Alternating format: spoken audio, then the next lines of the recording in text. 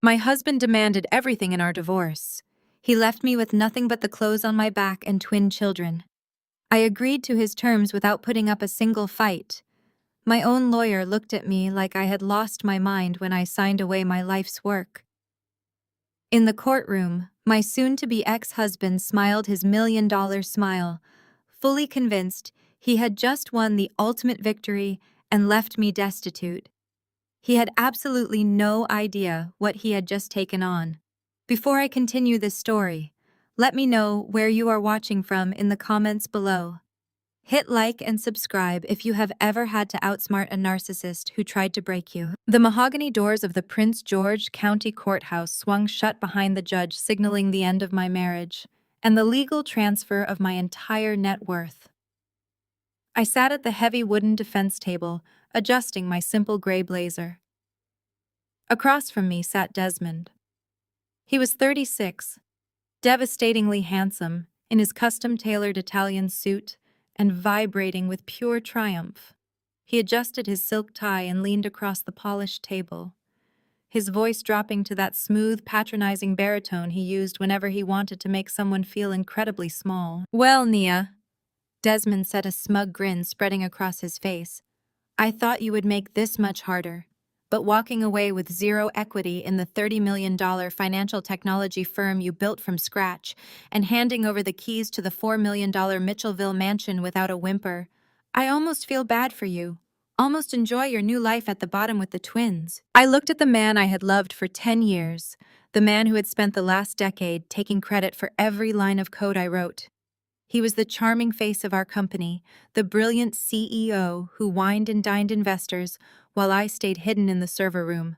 I was the invisible data chief, making sure the complex algorithms functioned. I kept my face blank. I did not shed a tear. I did not raise my voice. I simply gathered my documents and stood up. "You got exactly what you asked for, Desmond," I replied evenly. "Everything on your list." He chuckled, grabbing his briefcase. "And you got what you deserve. Nothing." As I walked out into the marble corridor, I expected to find support. Instead, I found my parents. My mother Beatrice and my father Marcus were standing by the elevators looking like they had just stepped out of a magazine spread. They were both prominent figures in the local Jack and Jill chapters and various elite country clubs.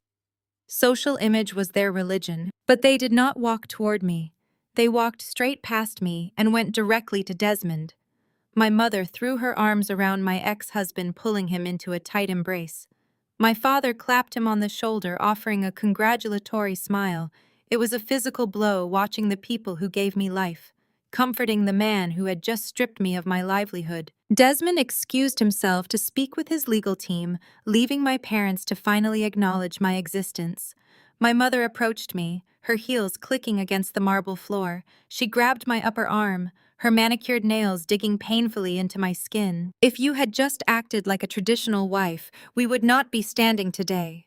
My mother hissed, her voice a harsh whisper, so passing lawyers would not hear. "I told you 100 times to stop trying to outshine him at galas. You always had to be the smartest person in the room. You emasculated him, Nia. You embarrassed him. And now look at you. You let your pride cost you a $30 million company and a mansion. You are a disgrace to this family." My father stood behind her, nodding in silent agreement. He did not say a word to defend me. He never did. They had always preferred my older brother Trayvon, the golden child plastic surgeon who could do no wrong. I was just the tech nerd who did not know how to play the high society game. I pulled my arm out of my mother's grip. I looked at the two of them, realizing that they cared more about losing their son-in-law and their country club bragging rights than they cared about my well-being. I turned my back on them and walked out the glass doors into the sunlight. I walked down the steps and headed toward the parking lot. I bypassed the vehicles and stopped in front of a SUV I had purchased just 2 days ago. I opened the back doors and looked at my 7-year-old twins, Jada and Jordan. They were strapped into their car seats, playing quietly on their tablets. They looked up at me with big, innocent eyes, completely unaware that their father had abandoned them to secure a fortune. I smiled at them, a warm and genuine smile. "We are going on an adventure, guys." I told them I carefully closed their doors and climbed into the driver's seat. The leather was cracked and the air conditioning barely worked, but it did not matter. I slowly pulled my mobile phone from my purse. I dialed a number I had memorized over the past 6 months of planning. My intellectual property attorney answered on the first ring. "It is done," I said, staring at the courthouse in my rearview mirror. The judge signed the final decree. Desmond officially owns 100% of the company's shell. "Are you sure about this?" "Naya," my lawyer asked, his tone serious. "Once we initiate this, the fallout is going to be biblical." I smiled, shifting the car into drive. "I am absolutely sure. Execute intellectual property." Revocation Clause 4, shut it all down. The heavy tape dispenser made a harsh ripping sound, echoing through the cavernous master bedroom of the Mitchellville mansion. I pressed the tape down securely on the very last cardboard box. 10 years of marriage packed away into 6 brown boxes. The custom walk-in closet I had personally designed was now completely empty of my clothes, leaving only Desmond's pristine collection of designer suits, Italian leather shoes, and luxury watches. The house was eerily quiet until the front door chime rang out. Footsteps echoed on the imported marble staircase. Heavy, confident steps accompanied by the lighter, unmistakable click of expensive designer heels. I stood up, brushing dust off my jeans. Desmond walked into the bedroom. He was not alone. His fingers were tightly intertwined with a woman holding a perfectly manicured hand. My breath caught in my throat for a fraction of a second, but I forced my face to remain a mask of pure, cold indifference. Standing next to the man I had just divorced was Chloe. She was 32 with perfectly blown-out blonde hair, wearing a crisp white tennis skirt and a cashmere sweater draped elegantly over her shoulders. Chloe was not just any woman.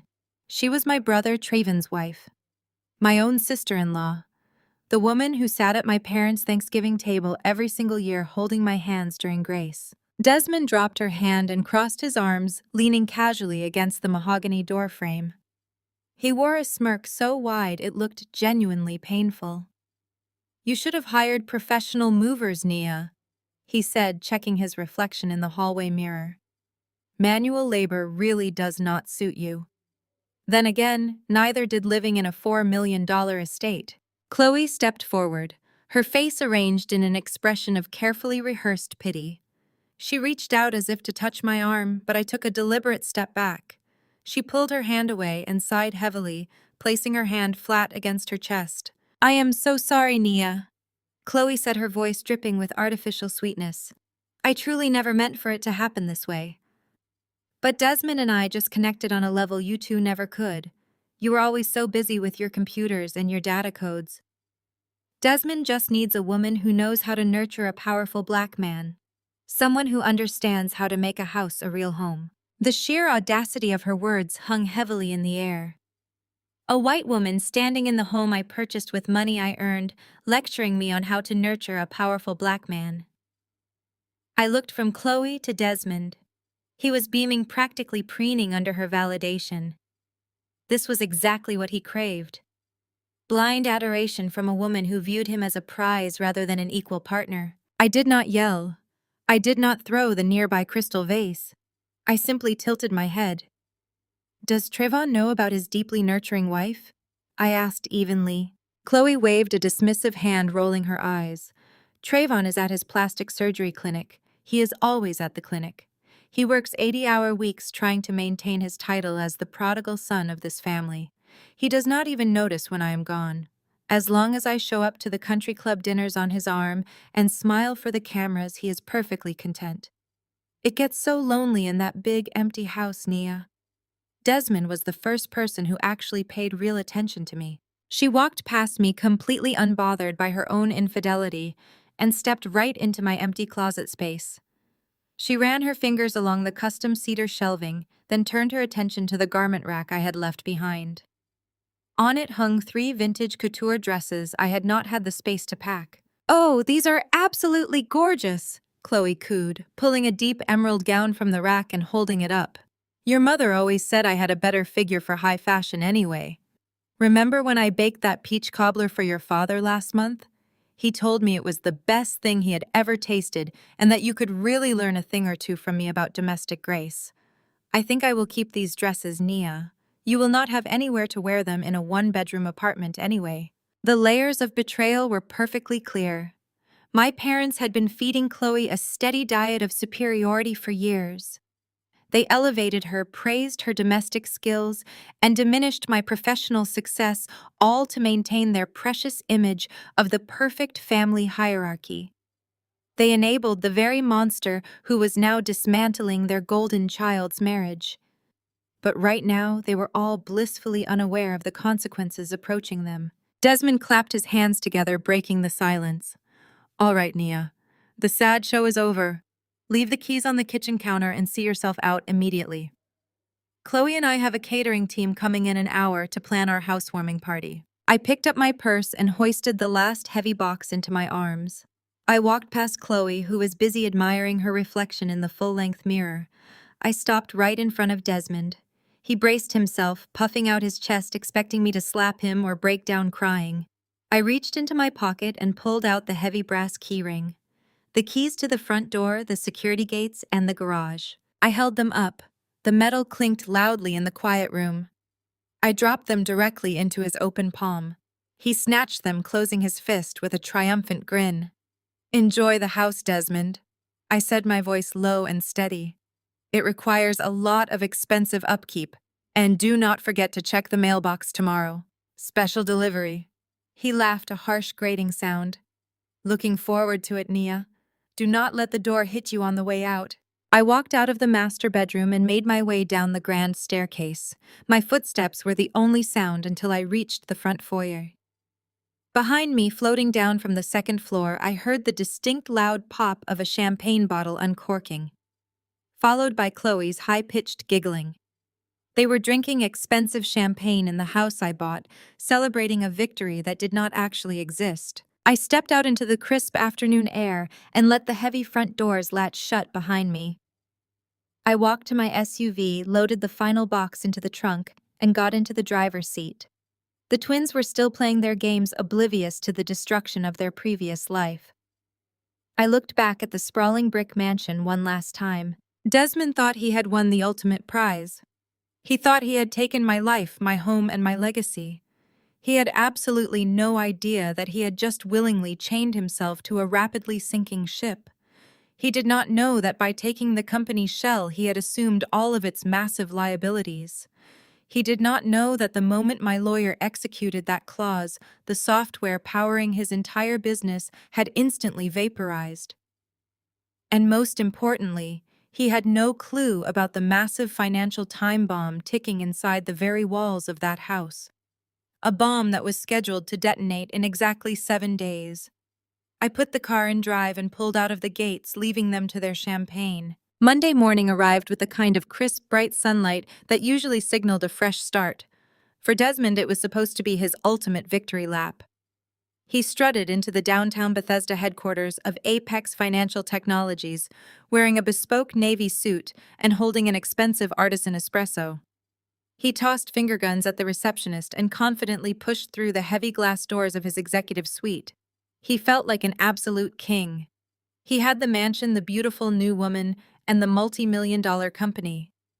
He sat at his sprawling mahogany desk and tapped the spacebar on his high-end laptop, fully expecting to see the familiar blue glow of the trading dashboard.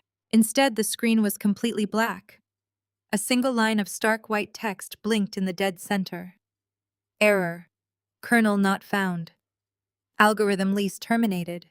Access denied. Desmond scoffed, hitting the refresh key repeatedly with a heavy finger. He assumed it was just a minor glitch. He picked up his desk phone and mashed the button for the information technology department. The head engineer answered on the first ring, his voice trembling with sheer, unadulterated panic. The entire mainframe was locked. The trading bots were frozen. Millions of dollars in automated client transactions were entirely stalled. Every single server in the building was dead. The engineer frantically explained that the core source code had been remotely extracted and the local drives had been wiped clean with military-grade encryption. Desmond practically tore his mobile phone out of his pocket and dialed my number. I was sitting at my small kitchen table in my new modest apartment sipping green tea and watching the sun rise over the parking lot. I answered on the third ring, letting him stew in his mounting anxiety. "Nia, you vindictive hack! What did you do to my servers?" Desmond screamed, his voice echoing so loudly through the speaker that I had to pull the phone away from my ear. "Turn it back on right now, or I swear I am calling the federal authorities and having you arrested for cyber terrorism. You cannot steal my company data." I took a slow, deliberate sip of my warm tea. You cannot arrest the legal owner of a property for locking their own front door, Desmond. I said, my tone perfectly pleasant and entirely calm. "What are you talking about? I own the company. I have the court order signed by the judge. You signed it over to me. You own the company, Shell Desmond." I corrected him carefully, enunciating every word so the reality could penetrate his thick skull. "You own the expensive office furniture, the fancy corporate logo, the break room coffee machines, and the corporate bank accounts. But you do not own the core predictive algorithm. I wrote that code 2 years before we even met. It is a completely separate entity patented solely under my maiden name. Apex Financial Technologies was simply leasing the software from my private holding company. When you demanded 100% ownership of the business in the divorce, my lawyer politely agreed. But terminating my employment automatically triggered Intellectual Property Revocation Clause 4. The lease is officially canceled. You took my job, so I took my code." I could hear his rapid, shallow breathing through the receiver. The devastating reality of his situation was finally hitting him. He was the chief executive officer of an empty box. He was a fraud standing in a room full of expensive computers that could not process a single equation. "You are bluffing," he snarled, trying desperately to regain his dominant posture. "I will just have the engineering team reverse engineer the software. We will build a new one by the end of the week." "Good luck with that," I replied, leaning back in my chair. "My code is a proprietary neural network that took me 7 years of sleepless nights to build. Your engineers are glorified tech support workers who barely know how to reboot the office routers without a manual. Without my algorithm, your company is worth exactly $0. You cannot trade, you cannot predict markets, and you cannot service your clients." Desmond shifted to his favorite tactic: intimidation through family dynamics. He had weaponized my parents against me for years, knowing they favored him over their own daughter. "You listen to me, Nia," he threatened, his voice dropping to a vicious, shaking growl. "I am calling your father right now. Marcus is going to hear exactly what you did to me. I will have him cut you out of the family trust completely. You will be penniless and begging on the street by Friday. Your parents always knew you were petty and jealous, but this is a new low even for you. They will disown you for ruining my business." A genuine laugh bubbled up from my chest, filling the quiet kitchen. "Please, Desmond, call him. I highly encourage it. In fact, put him on speakerphone right now. Call my father and explain to him how his favorite brilliant son-in-law is currently running a financial technology empire that possesses absolutely zero technology. Tell Marcus you just lost $30 million of value overnight because you were too arrogant to actually read the fine print of the divorce settlement you happily signed. Let us see how much he respects you when he realizes you are nothing but an empty suit playing businessman. Let us see if he still thinks you are the perfect man when he finds out you are legally incompetent." Silence hung heavy on the line. The bluster had completely drained out of him. Then I heard the distinct sound of a heavy door opening in his office. Desmond's executive assistant spoke up, her voice tight with professional anxiety. "Mr. Hayes, I am so sorry to interrupt," she said, her words carrying clearly through the phone line. "But the venture capital investors are waiting in the main boardroom. They are ready for the live software demonstration. They said they have a very tight schedule today and need to see the algorithm performing in real time before they authorize the next round of funding." I smiled, speaking clearly into the phone so I knew he could hear my final words. "Have a wonderful demonstration, Desmond." I hung up the phone. I would later learn from court transcripts and the furious voicemails left on my phone exactly how the rest of his disastrous morning played out. Desmond walked back into that glass-walled boardroom, sweating straight through his custom Italian suit. The venture capitalist investors sitting around his conference table did not care about his excuses regarding a temporary technical glitch. They were ruthless businessmen who smelled blood in the water. They gave Desmond a strict 48-hour ultimatum: refund their $2 million seed investment immediately, or they would file a massive federal lawsuit for corporate fraud, tying him up in litigation for the rest of his natural life. Desmond agreed without hesitation. He was arrogant, but he was not entirely stupid. He knew he had to stop the bleeding, and he firmly believed he had a massive trump card in his back pocket: the Mitchellville mansion. By noon, Desmond was pacing the grand foyer of our empty estate, waiting for Jonathan to arrive. Jonathan was the most cutthroat high-end real estate broker in Prince George's County, dealing exclusively in multi-million-dollar properties. Desmond demanded that Jonathan list the house immediately as a quiet pocket sale. Sell it by Friday, Desmond ordered, pacing across the imported marble floor. We have $4 million in equity in this place. I will take $3 million cash just to move it fast and quiet. Jonathan did not scramble to take notes. He did not congratulate Desmond on his newly acquired bachelor pad. Instead, the broker opened his leather portfolio and slowly pulled out the property deeds and the title history. He looked at Desmond with profound professional pity.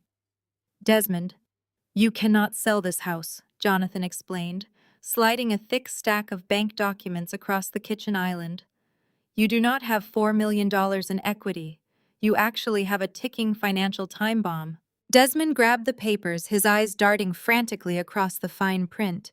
"When I originally purchased the house 5 years ago, I deliberately structured the financing using a highly aggressive commercial real estate loan rather than a traditional residential mortgage. It was a 5-year interest-only note.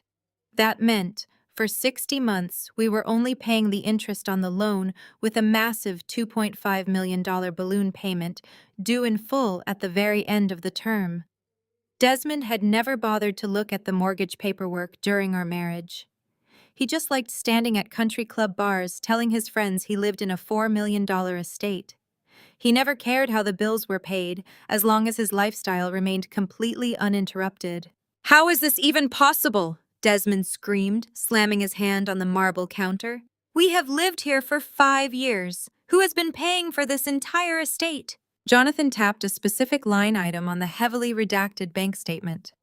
"Your ex-wife has been covering the $10,000 monthly interest payments using an external limited liability company. That company was funded entirely by her independent patent royalties. But since you demanded the house free and clear of her in the divorce settlement, you also legally assumed the full and total burden of the attached debt. The balloon payment matures in exactly 7 days, Desmond. Next Tuesday, you owe the bank $2.5 million in liquid cash. If you default, they will seize the property immediately, and they will aggressively come after your personal accounts to cover the deficit." Desmond felt the air leave his lungs. He was practically hyperventilating, sliding down the kitchen cabinets until he was sitting on the cold floor. He was not a millionaire. He was millions of dollars in debt and about to face federal fraud charges from his investors. The front doors chimed and swung open. Chloe strutted into the house carrying expensive swatches for custom velvet drapes, humming a cheerful tune. She took one look at Desmond's pale, sweating face and dropped her fabric samples. He rapidly explained the catastrophic reality of their situation. The company was worthless and the house was a trap. They needed $2.5 million in cash right now just to survive the week. Desmond grabbed Chloe's hands, looking at her with wide, desperate eyes. "You have to talk to Trayvon," he pleaded, referring to my brother. "Your husband is the top plastic surgeon in the state. He clears millions every single year. Tell him you need an emergency loan. Tell him you want to invest in a commercial property. Make up a lie about a bad investment. Just get the cash, Chloe. You are his wife. He will give you whatever you ask for." Chloe snatched her hands away from him, stepping back as her perfect high society facade completely shattered. A harsh, ugly laugh escaped her perfectly glossed lips. "Are you absolutely insane, Desmond?" She snapped, her voice dropping its usual sugary sweetness. "Trayvon does not let me touch the real money. He never has." Desmond stared at her in shock as Chloe revealed the deeply humiliating truth of her picture-perfect marriage. My brother Trayvon might have been my parents' golden child, but he was incredibly paranoid and controlling regarding his wealth. He treated Chloe exactly like the gold digger he secretly suspected her to be. "I am on a strictly monitored allowance, Desmond," she spit out, pacing the room angrily. "Trayvon loads a prepaid debit card for me every Monday. I have to submit paper receipts to his accountant for my manicures and my salon appointments. I do not have access to his investment portfolios or his offshore accounts. Do you know how I bought that celebratory champagne yesterday? I bought it by skimming cash from the household grocery budget for 3 consecutive months. I am a glorified trophy wife with absolutely zero financial power. If I ask him for $2 million, he will have me investigated and he will find out about us." Desmond buried his face in his hands, letting out a long, defeated groan. It was completely over. They were going to lose everything. The country club memberships, the luxury cars, the societal respect they craved more than oxygen. They would be public laughingstocks by the end of the month. But Chloe was not ready to go back to being a broke clinic receptionist. She looked around the grand empty foyer, her eyes narrowing as a desperate malicious glint appeared in her pale blue eyes. She crouched down next to Desmond and lowered her voice to a conspiratorial whisper. "There is one way to get the cash," she whispered tightly. "Trayvon keeps the corporate seals and the physical collateral paperwork for his medical clinic in a hidden floor safe in his home office. I know the combination because I watched him open it last year when he was drunk." Desmond looked up, his eyes wide, with a mixture of terror and intrigue.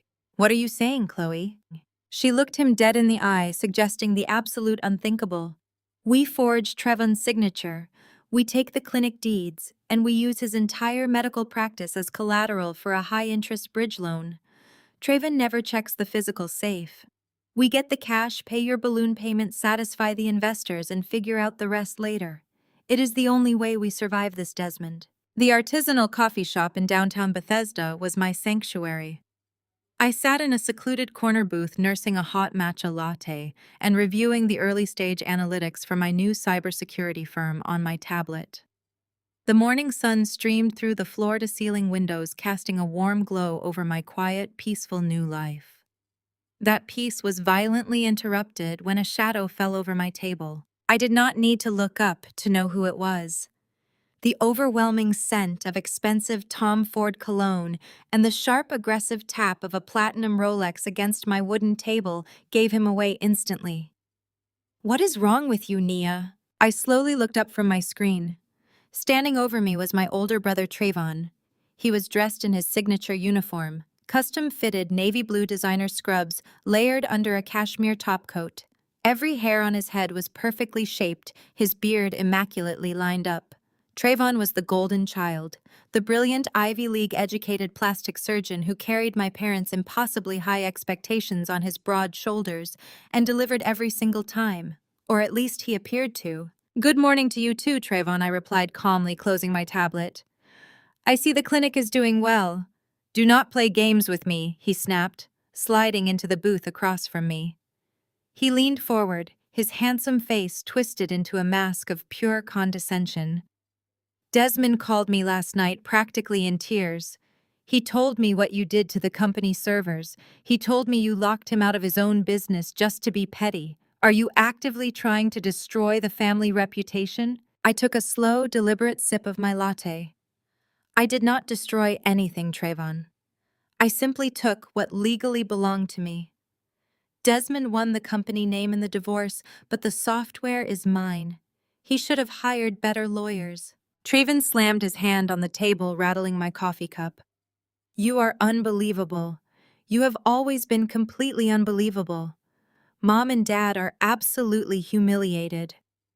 Do you know what the gossip was at church on Sunday? Everyone knows you walked away from a $30 million empire because you could not keep your husband happy, and now you are resorting to cheap cyber vandalism." He was so incredibly blind. He sat there vibrating with self-righteous anger, defending a man who was actively sleeping with his wife. I looked into my brother's eyes, searching for any trace of the protective older sibling I once knew as a child. There was nothing left. The country club lifestyle and my parents' endless enabling had turned him into a raging narcissist who only cared about optics. "I am not a vandal," I stated smoothly. "I am a businesswoman protecting my assets, something you should probably learn to do." Trevon scoffed loudly, shaking his head in absolute disgust. "You are the problem child, Nia. You always have been. You never knew how to keep your head down. You never knew how to support a man or build a legacy. You just had to be the smartest person in the room, and look where it got you. Divorced, living in an apartment, and embarrassing our parents." He leaned back, crossing his arms and puffing out his chest. He was gearing up for his favorite activity, gloating about his pristine, flawless existence. "Look at my life, Nia. Look at what I have built. My clinic is the most sought-after aesthetic center in the tri-state area. I have a 4-month wait list. And look at Chloe. She is the epitome of grace and class. Do you know what she is doing right now? She is organizing the pediatric charity gala for the hospital this weekend. She is managing caterers, securing high-net-worth donors, and making sure our family name shines. She knows her role. She is a team player. Why could you never just be a team player like Chloe?" I stared at him. The sheer tragic irony of his speech was almost physically painful. He was sitting here lecturing me about loyalty and teamwork, while his pristine, classy wife was currently plotting to forge his signature and illegally leverage his precious clinic to pay off her lover's massive debts. I could have blown his entire world apart right then and there. I could have screamed across the coffee shop that his perfect team player was playing on Desmond's team. But I did not. Screaming was for people who lacked control. I preferred a much more surgical approach. "Trevon," I said, keeping my voice so quiet and steady that he had to lean in to hear me. "You have spent your entire life believing you are the smartest, most untouchable man in the room. You think your wealth and your status make you immune to betrayal. You think you have the perfect wife." "I have a wife who respects me," he interrupted sharply. "A wife who knows how to act." I reached into my designer leather tote bag, resting on the seat beside me. Before I completely wiped the servers at Apex Financial, I had downloaded every single encrypted file on Desmond's personal executive drive. Desmond thought he was hiding his tracks by keeping his most sensitive financial data buried deep in the company mainframe. He forgot who built that mainframe. I pulled out a single sheet of paper folded perfectly in half. I placed it on the table between us. I kept my hand resting on top of it for a brief second, watching my brother's arrogant expression shift into mild confusion. "I am not going to sit here and debate what makes a good wife, Trevon," I said, sliding the folded paper across the smooth wooden table until it touched his coffee cup. "But if Chloe is such an incredible team player, you might want to ask her about this." Trayvon stared at the paper as if it might bite him. "What is this?" he asked, his voice losing a fraction of its bravado. I picked up my latte and my tablet, sliding out of the booth and standing up. I looked down at the golden child, the man who had just spent the last 10 minutes berating me for ruining a cheater's life. "That is a bank statement," I replied softly. "You might want to ask your perfect team player wife why she charged a $50,000 Cartier diamond necklace to Desmond's secret offshore account last month." I did not wait to watch him unfold the paper. I did not wait to see the arrogant mask slide off his face or watch his pristine reality shatter into a million jagged pieces. I simply turned on my heel and walked out of the coffee shop into the bright morning sun, leaving him completely alone with the truth. The heavy pounding on my apartment door started before I even had the chance to take off my coat. It was not a polite knock. It was a frantic, demanding rhythm that echoed down the quiet hallway of my modest complex. I looked through the peephole and let out a long, slow breath. Standing on my welcome mat, vibrating with barely contained rage, was my mother. Beatrice wore a pristine Chanel suit and carried a Birkin bag that cost more than my entire lease for the year. She looked completely out of place in my building, and she clearly knew it. I unlocked the deadbolt and pulled the door open. She did not say hello. She pushed past me, marching into my small, open-concept living room and spinning around to face me. Her perfectly styled hair practically trembled with her fury. "What on earth is wrong with you, Naya?" my mother shrieked, dropping her designer bag onto my cheap coffee table. Trayvon just called me from his clinic completely hyperventilating. He was babbling about offshore accounts and $50,000 diamond necklaces and Chloe packing a suitcase. He said you gave him a bank statement that proved Chloe is sleeping with Desmond. Are you actively trying to destroy this family? I calmly hung my coat on the rack by the door. I am not destroying anything, Mother. I am simply shining a light on what was already broken. You should be thanking me for saving your golden child from a lying gold digger. Beatrice let out a harsh, bitter laugh. Thanking you. You think I did not already know about Desmond and Chloe? I stopped moving. The sheer casualness of her admission hit me like a physical blow. I stared at the woman who gave birth to me, trying to process the magnitude of her betrayal. You knew your daughter-in-law was sleeping with your son-in-law, and you said nothing. Beatrice paced across the small rug, waving her hands frantically. Of course I knew. Do you think I am stupid, Nia? I saw the way they looked at each other at Thanksgiving. I saw his car parked 2 blocks away from Traven's house when Traven was away at medical conferences. But I kept my mouth shut because I actually understand how the real world works. I understand sacrifice. Sacrifice! I repeated the word, tasting like ash in my mouth. You sacrificed your own daughter's sanity and marriage so you could play pretend. I sacrificed for the greater good of this family. She snapped back, pointing a manicured finger at me. Trayvon is the youngest chief of plastic surgery in the state. He is building an empire. A messy public divorce involving his own brother-in-law would completely ruin his professional reputation. It would make us a laughingstock at the country club, and Desmond was taking care of things. Desmond understood loyalty. Do you have any idea how much money he donated to my HBCU alumni fund last year? He funded the entire new science wing in my name. He kept us at the top of the social registry. All you had to do was turn a blind eye and enjoy your mansion. But no, you had to be difficult. The absolute sickness of her logic was staggering. My mother had willingly sold me out for a plaque on a university wall and a prime table at church banquets. I crossed my arms, refusing to let her see how deeply her words cut. Well, the mansion is gone, Mother. Desmond owes $2.5 million on it next week, and he does not have a single penny. His investors are demanding their money back. He is broke, and Chloe is broke.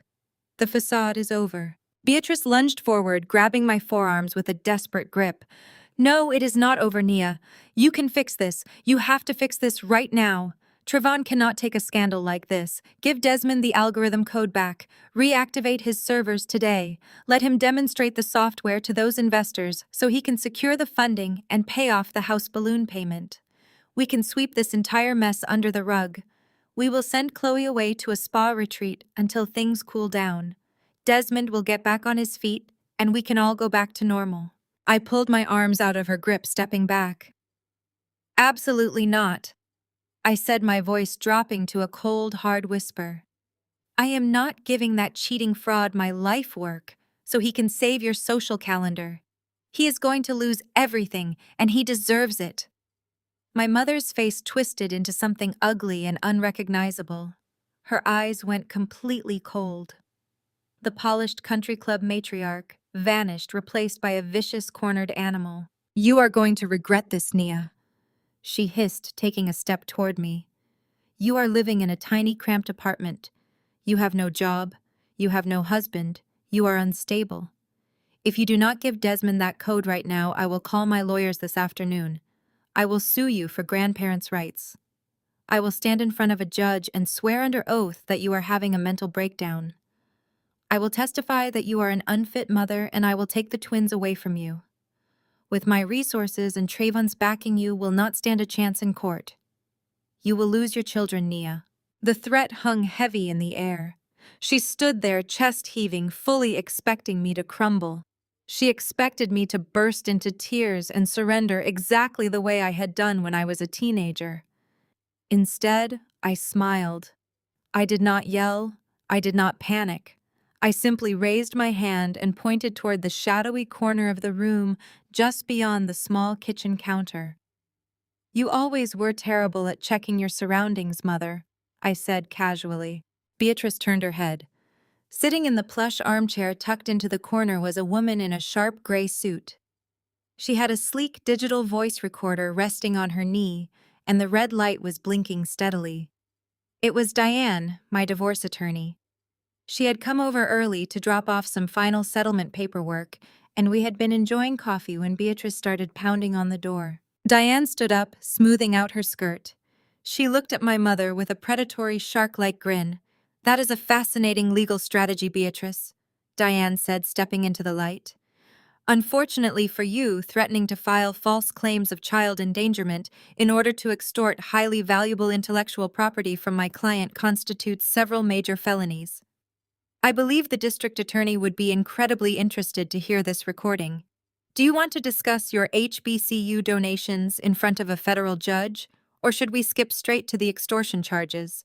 The clinking of heavy silverware against fine bone china echoed through the grand ballroom of the Oak Creek Country Club. It was the annual Women of Excellence Alumni Luncheon, a highly exclusive networking event for the most prominent women in the metropolitan area. I sat at a table near the center of the room, surrounded by federal judges, hospital administrators, and corporate executives. I wore a tailored emerald green suit that commanded attention without demanding it. I felt completely at peace, sipping my sparkling water. Then the heavy scent of artificial floral perfume hit my senses, just seconds before a manicured hand clamped down on my shoulder. "Nia, sweetie, I am so glad you actually made it out of the house today." It was Chloe. She squeezed my shoulder tightly, digging her acrylic nails into my jacket fabric. She stood right behind my chair wearing a bright pink designer dress that was slightly too tight for a daytime luncheon. Her smile was incredibly wide, but her eyes were frantic and hard. I knew Trayvon had confronted her about the Cartier necklace. I knew her perfect world was currently hanging by a very thin thread. But instead of laying low, Chloe had decided that the best defense was a preemptive social strike. Several women at my table looked up, pausing their conversations. Chloe immediately seized the audience. "We have all been just so terribly worried about you, Nia," Chloe announced, her voice projecting loudly enough for the neighboring tables to hear. She placed a hand flat against her chest, adopting an expression of profound manufactured pity. "I was telling Desmond just this morning how brave you are to show your face in public after everything that has happened. Transitioning to a tiny little apartment after losing your beautiful home must be so devastating." A heavy, uncomfortable silence fell over the table. Judge Caldwell, a woman who had mentored me for years, raised an eyebrow and looked between us. Chloe did not miss a beat. She leaned over my chair, acting like a concerned peacemaker while actively holding a megaphone to my personal life. "It is completely okay to admit you are struggling, Nia," Chloe continued, her voice dripping with fake sympathy. "Mental health is nothing to be ashamed of. When Desmond told me you had a complete nervous breakdown and just walked away from your marriage and the tech company you two built, I told him we had to give you grace. Sometimes the pressure of supporting a powerful man is just too much for a fragile mind. We are all here to support your new poor lifestyle. If you need me to organize a clothing drive or help you buy groceries, you just say the word." The sheer audacity of her performance was almost breathtaking. She was standing in a room full of my peers, actively weaponizing the space to paint me as an unstable, destitute woman who had lost her mind and her marriage. She was trying to socially exile me before the truth about her affair with my ex-husband, and her attempt to forge my brother's signature on a commercial loan became public knowledge. She wanted everyone to believe I was crazy, so that when the financial explosion inevitably happened, they would dismiss my side of the story as the ramblings of a bitter, broken ex-wife. The women at the table exchanged awkward, pitying glances. A few of them looked down at their plates, clearly uncomfortable with the public airing of my supposed mental collapse. I did not break character. I did not flinch. I picked up my linen napkin, dabbed the corner of my mouth, and placed it neatly on the table. "Thank you for your overwhelming concern, Chloe," I said, my voice perfectly level and calm. "Your dedication to Desmond's well-being is truly remarkable." Chloe blinked, her smile faltering for a fraction of a second before she recovered. "We are family, Nia. That is what family does. We protect each other." Before she could spin another web of lies, the event chairwoman tapped a silver spoon against her crystal glass at the front podium. The gentle chiming brought the room to order. The chairwoman stepped up to the microphone, smiling brightly at the crowd of over 200 women. Before we serve dessert, we always love to hear updates from our incredible alumni, the chairwoman announced. Do we have any major life events, career moves, or announcements from the floor today? Chloe immediately inhaled deeply, taking a step toward the center of the room. She was clearly preparing to make a public toast to my resilience, aiming to cement my new status as the family charity case. I stood up, cutting her off entirely. I smoothly walked past her, bypassing her completely, and approached the front of the room. I took the microphone from the chairwoman, offering her a polite nod of thanks. I turned to face the ballroom, my eyes locking directly onto Chloe's pale, rigid face. Good afternoon, ladies, I began, my voice ringing clear and authoritative through the state-of-the-art sound system. My former sister-in-law, Chloe, was just regaling my table with tales of my recent lifestyle changes. She was deeply concerned about my transition and the supposed loss of my technology firm. I figured this was the perfect moment to set the record straight and share some actual news. The room was dead silent. Every single eye was glued to me. Chloe stood frozen by my empty chair, looking like a deer caught in the headlights of an oncoming freight train. It is true that I recently left my marriage and stepped away from the corporate shell of Apex Financial Technologies, I said, pacing slowly across the small stage. But I did not lose my company. You see, I own the underlying algorithm that powered that entire business. I took my intellectual property with me when I left. My ex-husband is currently running an empty building. A low murmur of shock rippled through the crowd. I saw several high-powered female executives smirk in quiet appreciation.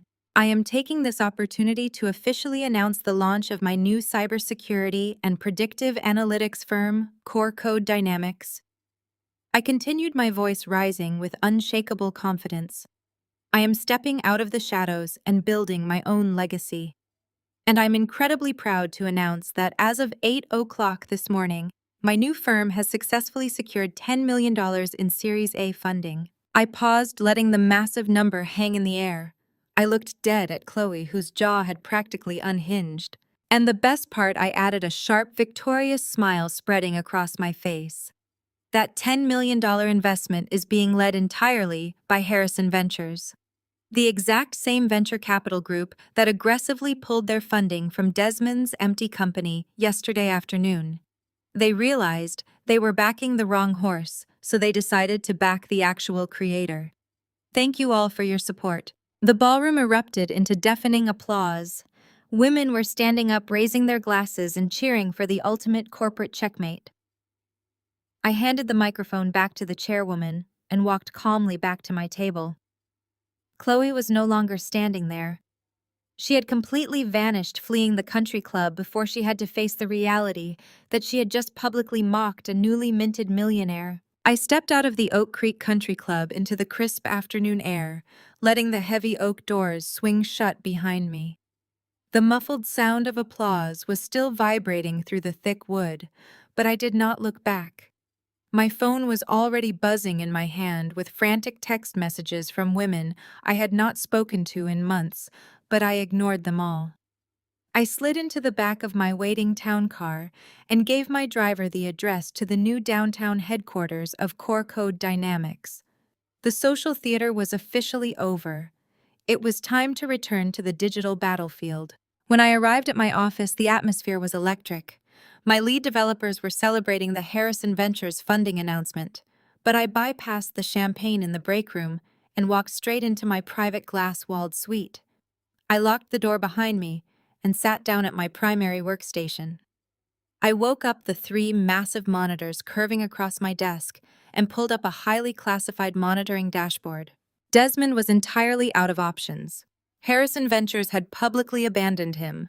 His investors were pulling their capital. My mother had failed to extort the algorithm from me. And worst of all, the $2.5 million balloon payment on his massive suburban mansion was due in less than 24 hours.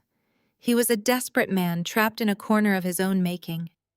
And I knew exactly what desperate men did when their survival was on the line. They stopped thinking rationally, and they started looking for shortcuts. I had anticipated this exact scenario months ago, long before I ever handed him the divorce papers. When I originally wiped the Apex financial servers, I did not just leave them completely empty. I knew Desmond's greed would ultimately override his common sense, so I carefully constructed a digital decoy. I spent weeks designing a massive dummy database and buried it deep within the legacy architecture of his company mainframe. It contained millions of lines of highly encrypted files that looked exactly like high-net-worth client portfolios. It had fake names, fake routing numbers, and synthetic transaction histories. To the untrained eye, it looked like a gold mine of stolen financial data. Desmond was a charismatic salesman, but he possessed absolutely zero technical literacy. He did not know how to verify the data.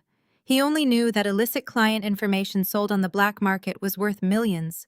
I had practically wrapped the bait in a bow and left it waiting for his moment of absolute desperation. A sharp, pulsing chime echoed from my center monitor. I leaned forward, resting my elbows on the cool glass desk. The dark screen illuminated with a cascading waterfall of green code. The monitoring software I had secretly embedded in the dummy database was finally waking up. Desmond had taken the bait. I watched the network logs update in real time. Desmond was currently logged into his executive terminal at the Apex financial office. I could see every keystroke, every file access request, and every panicked misstep he was making. He was sloppy. He was bypassing internal security protocols and disabling the firewalls I had built years ago. He was actively preparing to package the dummy database for extraction. He was actually going to do it. He was going to sell what he believed to be the sensitive financial data of thousands of innocent people just to save his own skin. The screen flashed yellow as a new IP address pinged the connection.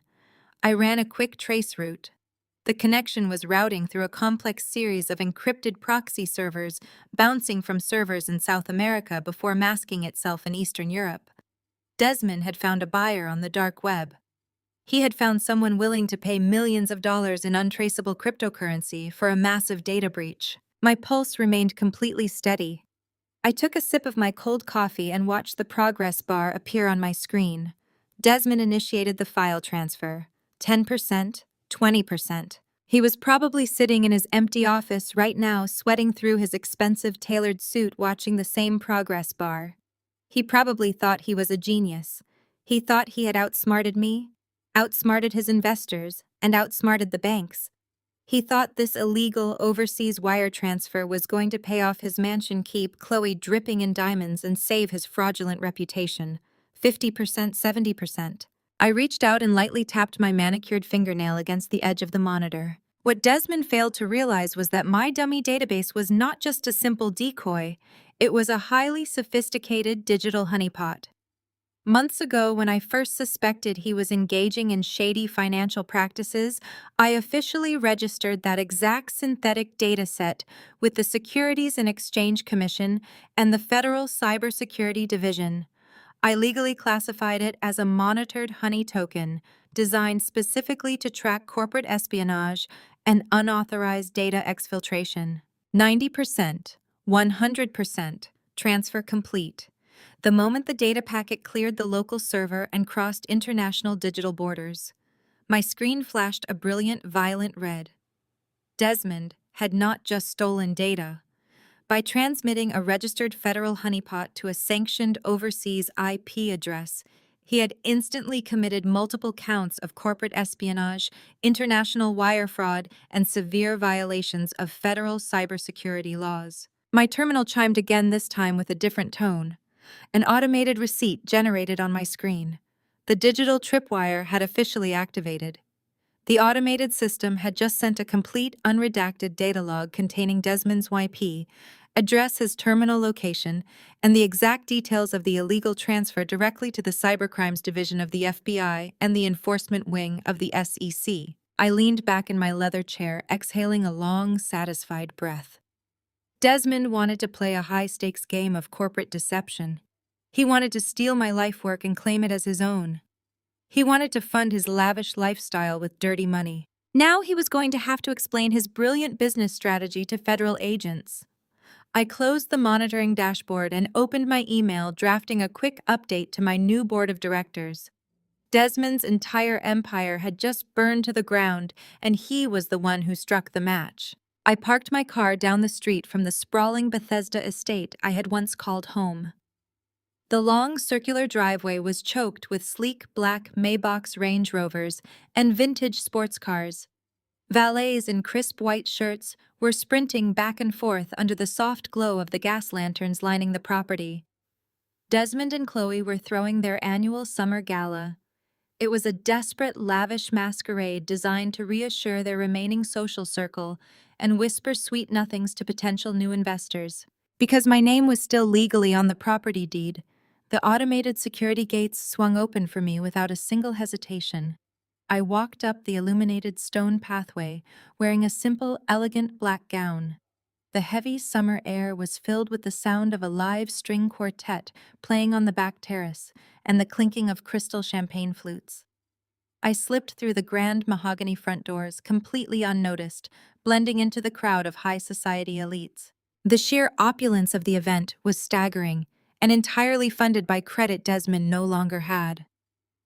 Waiters circulated with silver trays of beluga caviar and wagyu beef sliders. An enormous ice sculpture shaped like the Apex Financial logo slowly melted in the center of the grand foyer. Desmond was literally burning cash he did not possess in a last-ditch effort to look solvent before his massive balloon payment defaulted at midnight. I stayed near the back of the room, nursing a glass of sparkling water. From my vantage point, I had a perfect view of my parents. Beatrice was draped in heavy pearls, laughing loudly with a state senator's wife. My father Marcus stood beside her, swirling a glass of expensive scotch and nodding along to a federal judge's golf story. Their entire existence was built on these fragile, glittering moments of validation. They looked at Desmond like he was a reigning king, completely ignorant of the digital guillotine that was currently swinging down toward his neck. Chloe was floating through the crowd, playing the role of the perfect supportive hostess. She wore an obscenely expensive white silk gown that looked entirely too bridal for a summer party. She clung tightly to Desmond's arm, flashing her bright veneer smile for the hired photographer. But Desmond looked terrible up close. His custom-tailored tuxedo could not hide the frantic, hollow look in his eyes or the layer of cold sweat beading on his forehead. He kept checking his phone every 30 seconds, his hands visibly shaking. He was waiting for the dark web cryptocurrency transfer to clear. He thought he had just sold millions of dollars worth of stolen client data. He thought he had saved his mansion and his reputation. A sharp clinking sound echoed through the foyer. Desmond was standing on the landing of the grand sweeping staircase, tapping a silver spoon against his champagne flute. The string quartet faded into silence. The low murmur of the wealthy guests hushed as they turned their attention to the host.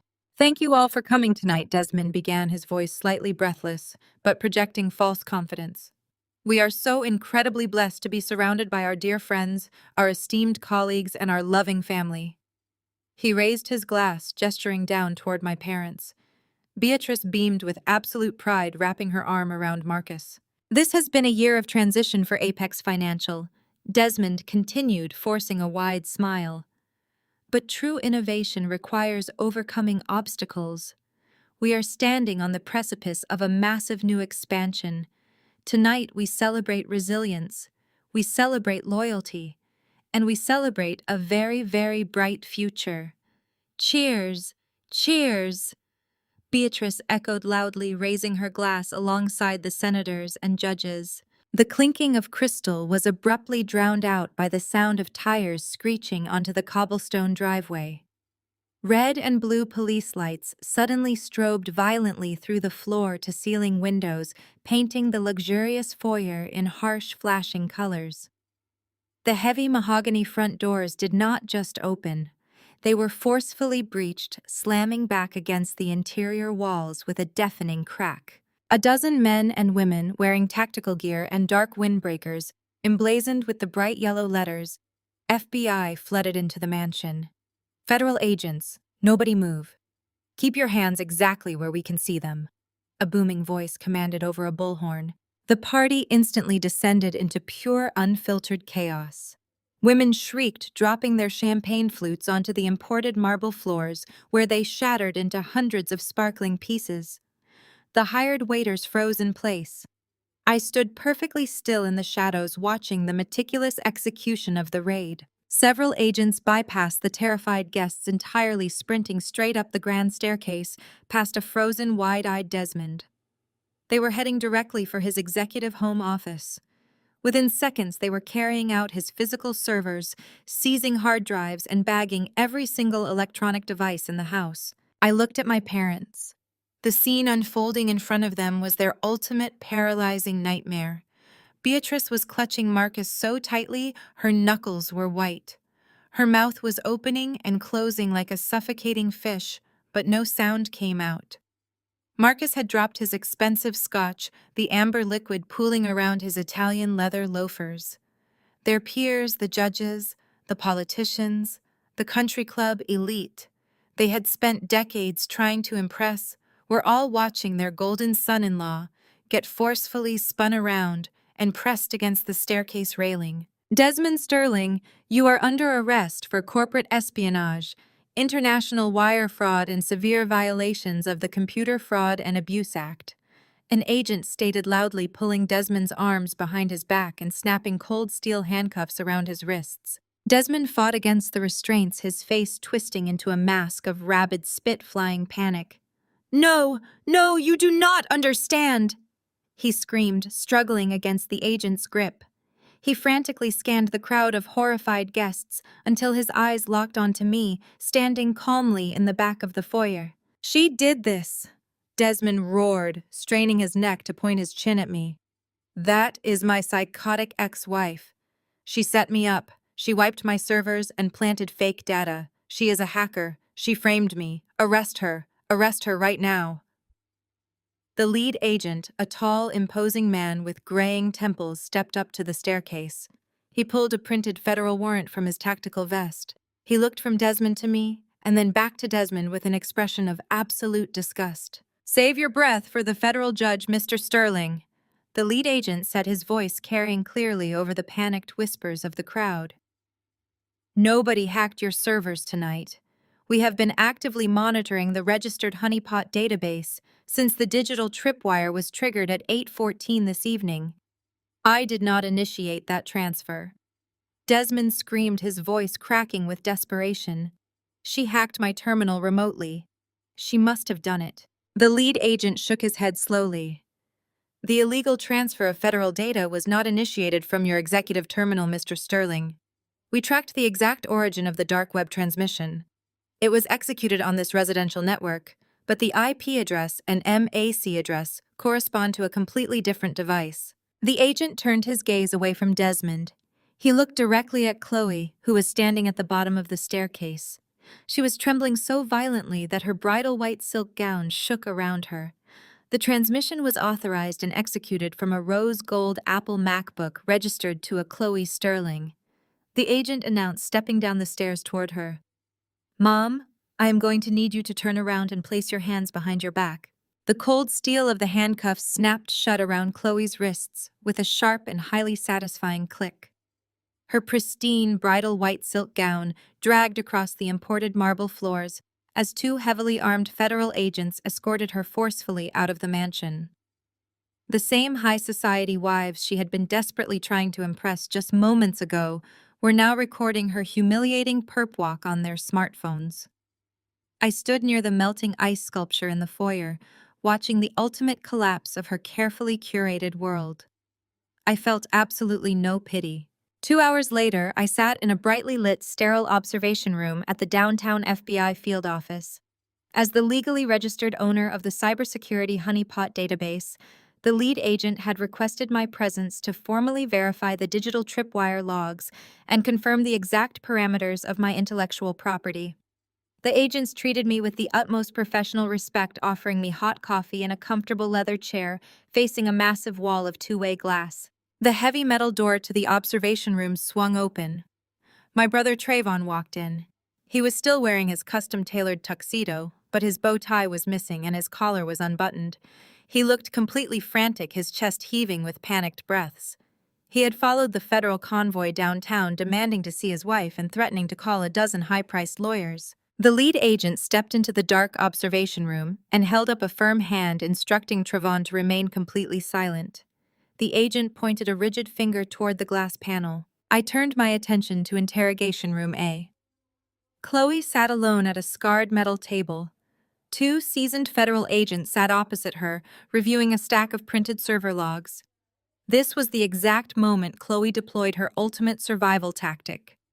I had seen her execute this precise maneuver years ago. Back in college, she was caught embezzling funds from her sorority treasury to pay for a spring break trip. Instead of facing expulsion, she sat in the dean's office, crying hysterically, claiming the older girls had bullied and intimidated her into stealing the money. She weaponized her fragility, turning the administration against the actual victims and walking away without a single consequence. She was employing that exact same strategy right now against the federal government. Chloe lowered her head and let out a soft, pathetic sob. She deployed her perfectly calibrated tears, dabbing carefully under her eyes with a tissue to ensure her expensive mascara did not run. She looked at the federal agents with wide, terrified eyes, playing the role of the naive, manipulated housewife to absolute perfection. "You have to believe me," Chloe cried, her voice trembling with manufactured fear. "I do not know anything about servers or offshore transfers or honeypots. Desmond is a terrifying man. He is aggressive and controlling, and he cornered me in my own home. He grabbed my wrist and forced me to unlock my laptop. He screamed at me until I gave him my password. I was so scared he was going to hurt me. I am just a simple, supportive wife. I had no idea he was a criminal. He forced me to do it." She buried her face in her hands, sobbing loudly. She was fully prepared to let Desmond rot in a federal penitentiary for decades, just to save her own skin.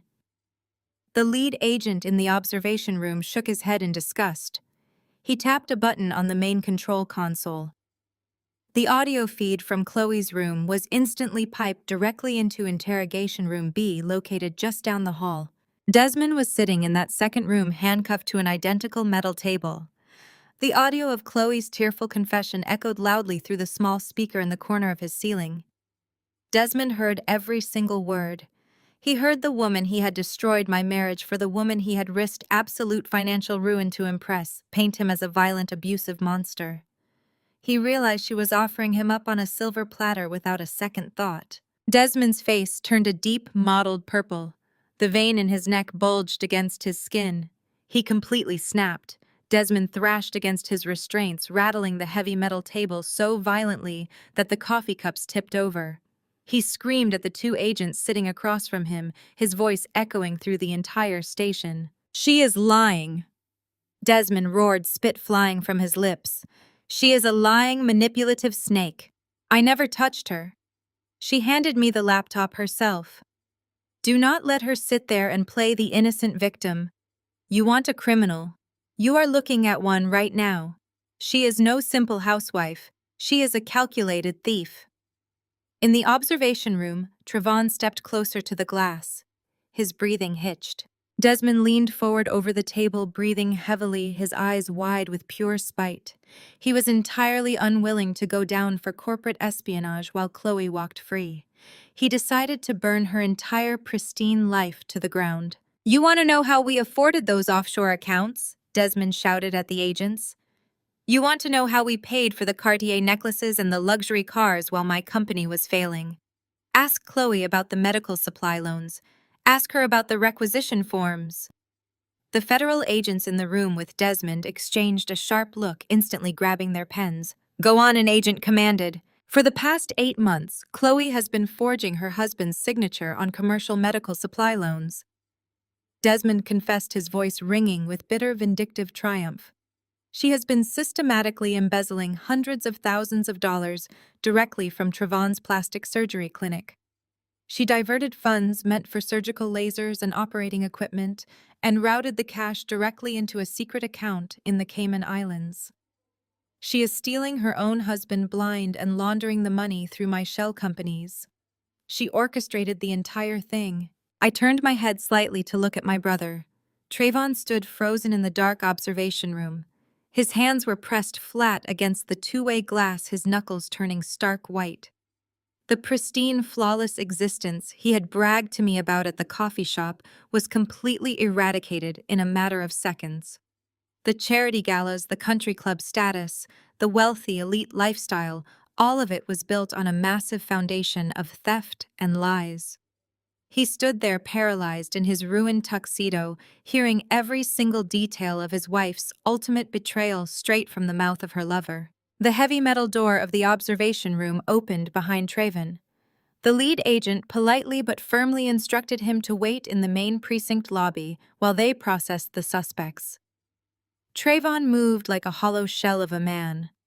His expensive leather shoes echoed against the scuffed linoleum floors of the police station. The pristine, untouchable bubble he had lived inside for 34 years had just been violently popped. He had spent his entire life believing he was the smartest, most successful person in any room. Now he knew he was just the most gullible mark in a massive con orchestrated by the two people he trusted most. He stood near the vending machines in the lobby, staring blankly at the harsh fluorescent lights. 10 minutes later, the double doors leading from the interrogation block swung open. Chloe walked through.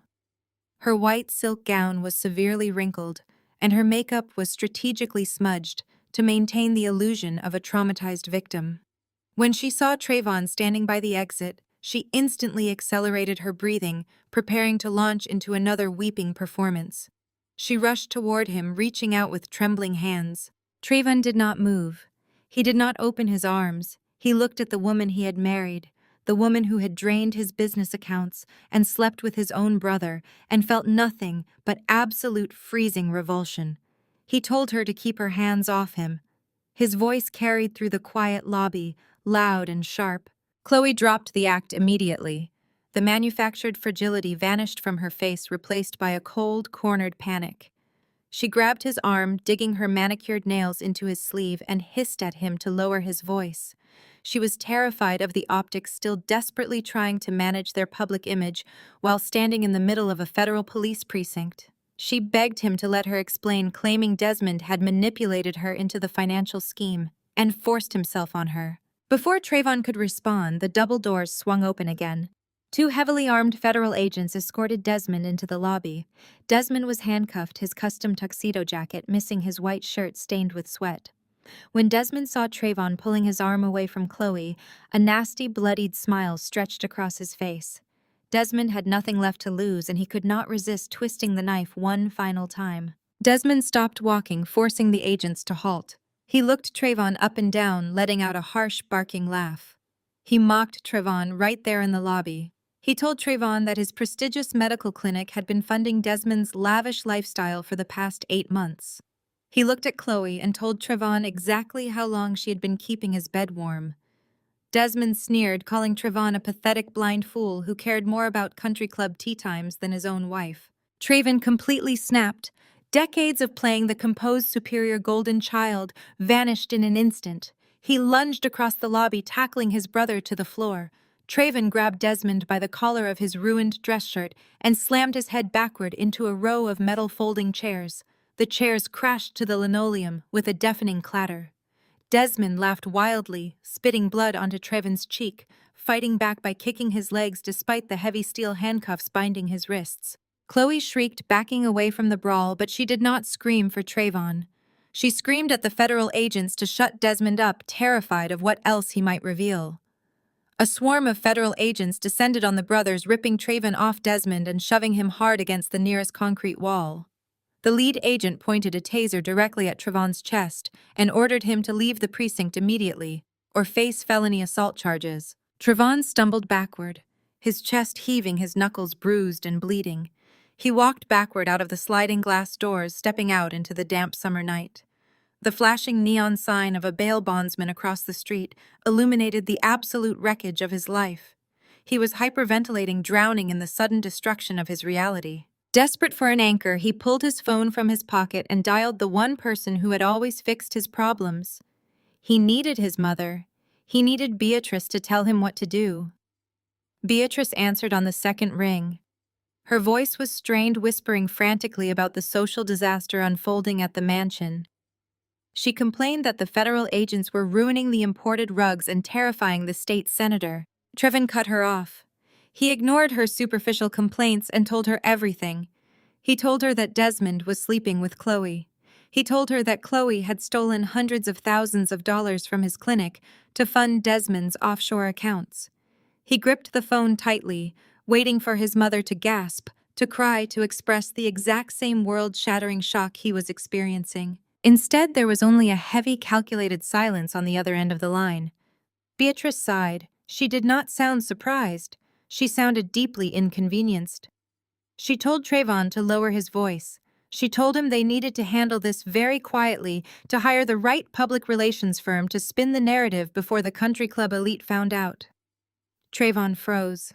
The cold night air seemed to pierce straight through his bones. He asked his mother directly how long she had known. Beatrice hesitated, then let out an exasperated breath. She admitted she had caught Desmond and Chloe together months ago at the family summer house. She noticed the missing funds from the family trust shortly after piecing together the embezzlement. She told Trayvon she kept it quiet to protect his feelings, to protect the family name, and to avoid a massive scandal that would ruin their pristine social standing. She told him that image was everything, and marriages could be fixed. Trevin lowered the phone from his ear, letting his mother's frantic voice fade into the background traffic noise. His own mother had watched his wife and his brother destroy his life and chose to protect a country club membership instead of telling him the truth. The entire foundation of his family was built on toxic, image-obsessed lies. In that dark parking lot, the bitter, undeniable truth finally hit him. Nia had been right all along. Nia, the woman they had all mocked, discarded, and treated like an outsider, was the only honest person who had ever walked into their family. She saw the rot underneath the gold plating, and she had systematically burned it to the ground to expose them all. Trevin's phone vibrated aggressively in his palm, pulling him back to the devastating present. It was an urgent automated alert from his primary commercial banking application. He swiped the notification open with a trembling thumb. A formal digital foreclosure notice loaded instantly on his screen. The offshore medical supply loans Chloe had fraudulently secured using his forged signature had officially defaulted. Because she had routed the funds to the Cayman Islands and missed 3 consecutive payments, the bank was executing an immediate, unannounced seizure of all commercial assets tied to his medical clinic. His business accounts were permanently frozen. His expensive surgical equipment was currently being repossessed. Trayvon stared at the glowing screen as the absolute finality of the situation set in. He was not just betrayed by everyone he loved. He was officially bankrupt. The heavy, embossed envelope from the family court sat on my kitchen island like a toxic artifact. Desmond was out on federal bail, his assets completely frozen, his professional reputation pulverized by the media, and yet he still found the absolute audacity to strike one last pathetic blow. He had filed an emergency motion to contest the paternity of our twins. He was demanding a mandatory court-supervised DNA test and an immediate suspension of all child support obligations. He wanted to drag me through the mud. He desperately wanted the financial media covering his federal wire fraud indictment to pick up a juicy, scandalous tabloid story about his brilliant, vengeful ex-wife secretly harboring an affair. He firmly believed that the threat of public humiliation would force me to drop my financial claims entirely and walk away quietly. My parents were standing in my living room looking like hollowed-out ghosts of their former selves. Beatrice clutched a designer handbag that she likely could no longer afford to replace.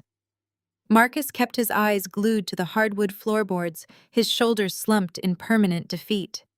Trayvon's massive bankruptcy had absolutely broken them. Their golden boy had lost his pristine medical clinic to the bank, his marriage to Chloe's deceit, and his elite social standing in a single catastrophic night. Now Desmond's highly publicized federal raid was the final brutal nail in the coffin of their country club royalty status. "Nia, please." Beatrice begged, her voice trembling with a frantic, fragile pitch I had never heard from her before. Just settle with him out of court. Drop the child support demand. Let him have his money. We cannot endure another public scandal. The newspapers are already tearing our family apart piece by piece. Do not let him drag the children into this media circus. We have lost our dignity completely. I looked at the woman who had spent my entire life telling me I was second best. She was not asking me to protect my children from emotional harm. She was asking me to protect whatever microscopic shred of social relevance she thought she had left. She wanted me to surrender my rights just to stop the neighborhood gossip. My children are not a scandal, I said, my voice ice cold and unyielding. They are my blood, and Desmond is going to pay every single cent he legally owes them. He wants to create a circus to distract from his federal crimes. I will gladly sell the tickets to the front row. I did not waste another breath trying to explain reality to them. I grabbed the car keys off the granite counter, whistled for the twins to grab their winter coats, and walked right past my parents without a backward glance. I buckled the kids securely into the back seat of my SUV, completely ignoring the frantic, pleading looks Marcus shot me through the driver's side window as he followed me out to the driveway.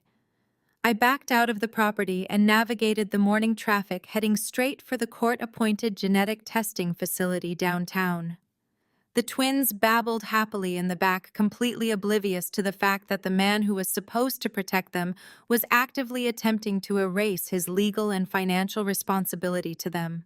The testing clinic was a sterile, brightly lit building filled with uncomfortable vinyl chairs and the sharp clinical smell of bleach. Desmond was already sitting in the waiting area. He looked absolutely atrocious.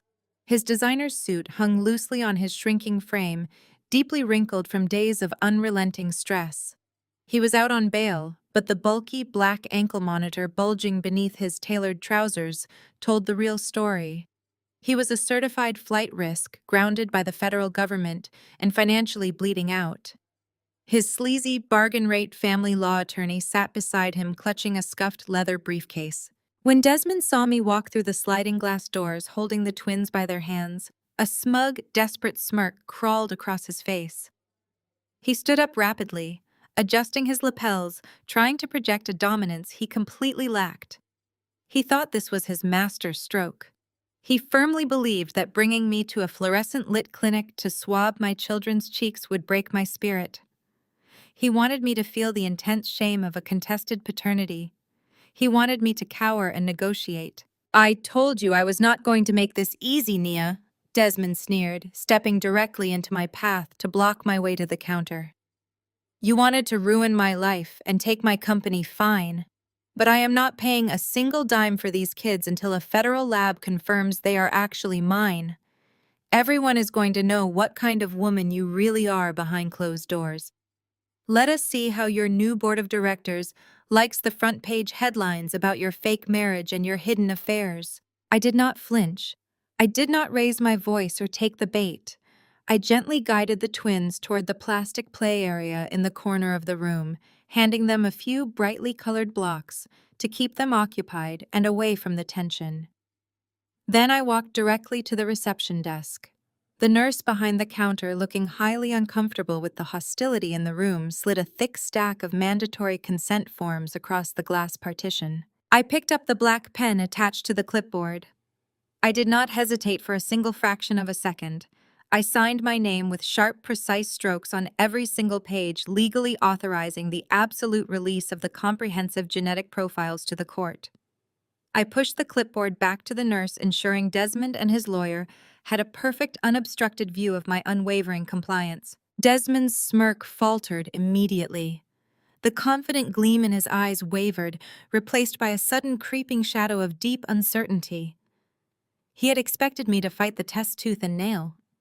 He had expected me to demand privacy, to scream about shielding the children, to pull him aside, and negotiate a quiet financial exit to avoid the embarrassment. My absolute unflinching lack of resistance disrupted his entire psychological strategy. I turned away from the reception desk and closed the short distance between us, stepping forward until I was standing mere inches from his chest.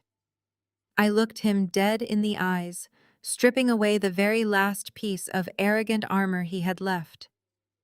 "You really shouldn't have opened your medical history to the courts," I whispered. Desmond's confident sneer melted into absolute confusion. Before he could formulate a response to my warning, I turned on my heel, took my children by their hands, and walked out of the clinic into the crisp morning air. I left him standing in the sterile waiting room, completely unaware of the avalanche he had just triggered. 2 weeks later, the heavy oak doors of the family court swung shut behind me.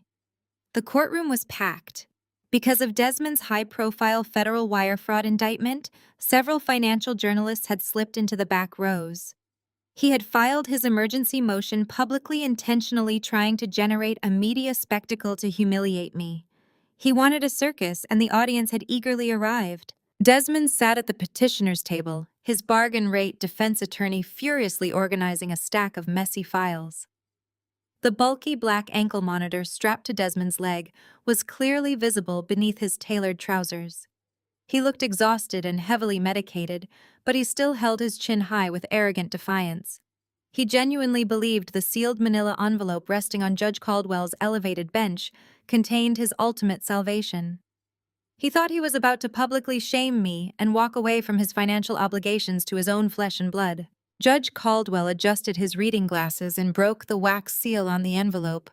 The courtroom fell utterly silent. The only sound was the sharp tear of thick paper.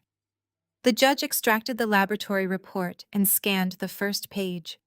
His expression hardened into a look of absolute disdain before he locked eyes directly with Desmond. "Mr. Sterling, the state laboratory has concluded its exhaustive analysis," the judge announced, his voice echoing off the mahogany walls. "The results are definitive. You are the biological father of the minor children with a probability of 99.99%. Desmond physically recoiled in his chair as if he had been struck by a baseball bat. His attorney immediately stood up, stammering over his own words, trying to object and attempting to demand a recount or a secondary independent test. Judge Caldwell slammed his wooden gavel down, instantly silencing the pathetic display. The judge stated that all child support obligations were reinstated immediately, with aggressive financial penalties applied for the delay. But I was not finished. The true devastation had only just begun. My attorney stood up smoothly and addressed the judge. He pointed out that because Desmond had forcefully demanded a mandatory court-ordered genetic screening, his complete and unredacted medical history had been legally subpoenaed and entered into the state system to verify the chain of custody. My attorney handed a thick secondary file to the bailiff, who passed it up to the judge. I watched Desmond's face drain of all color, turning a sickly shade of gray. When I was managing his estate years ago, I found his hidden medical files. Desmond carried a severe, highly inheritable degenerative cardiac marker. It was a ticking time bomb inside his chest, but instead of managing it honestly, he had buried the truth. When Desmond secured his initial $50 million Keyman life insurance policy, and when he signed the strict federal health declarations to secure his primary venture capital funding, he had submitted forged, completely clean medical records.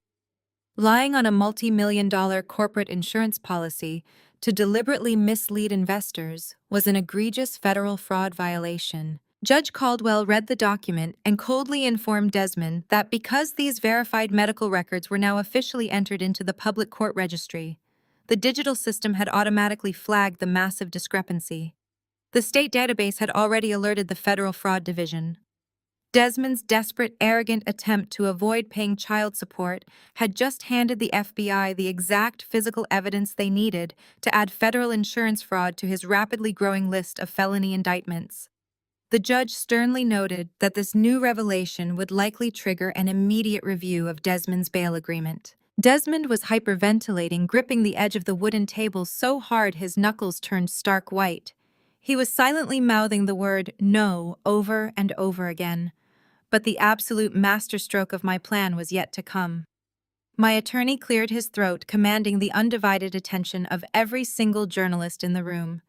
He stated that there was one final, unavoidable legal complication regarding the DNA submission that needed to be addressed for the court record. When the state laboratory ran Desmond's genetic profile through the mandatory cross-reference registry to ensure there were no duplicate entries, the system triggered an automatic, highly sensitive secondary match. 2 years ago, my brother's wife Chloe had suffered a highly publicized tragic miscarriage.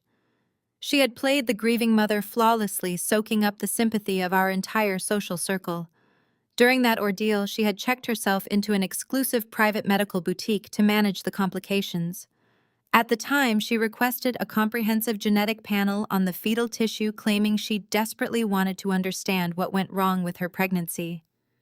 The state legally retained those anonymous genetic markers in their central database for research and public health tracking.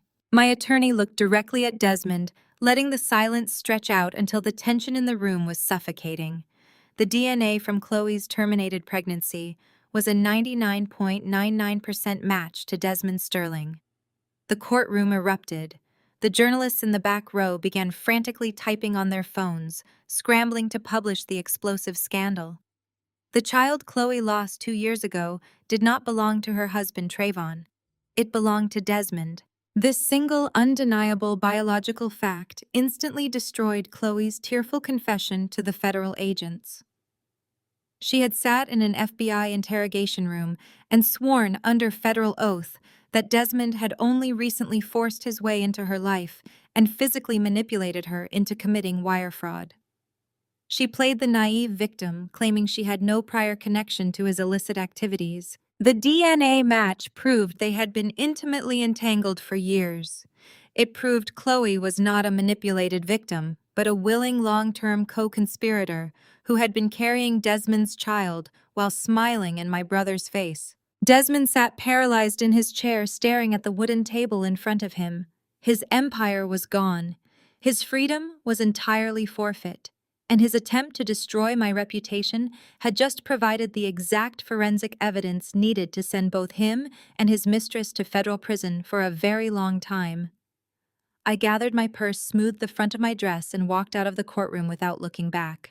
Even as the heavy oak doors swung shut behind me, the muffled explosion of absolute pandemonium echoing from inside the courtroom was unmistakable. Trayvon had spent the last 2 years mourning the tragic loss of his unborn child. He had held Chloe's hand in the private recovery suite, wiping away her perfectly calibrated tears, believing they were grieving a shared devastating loss. Sitting in the gallery now, the clinical words of the genetic report shattered his reality into unrecognizable shards. The child was Desmond's. His own brother had slept with his wife, impregnated her, and stood by her side at family dinners while Trayvon wept over the miscarriage. The profound magnitude of the deception snapped the final thread of Trayvon's sanity.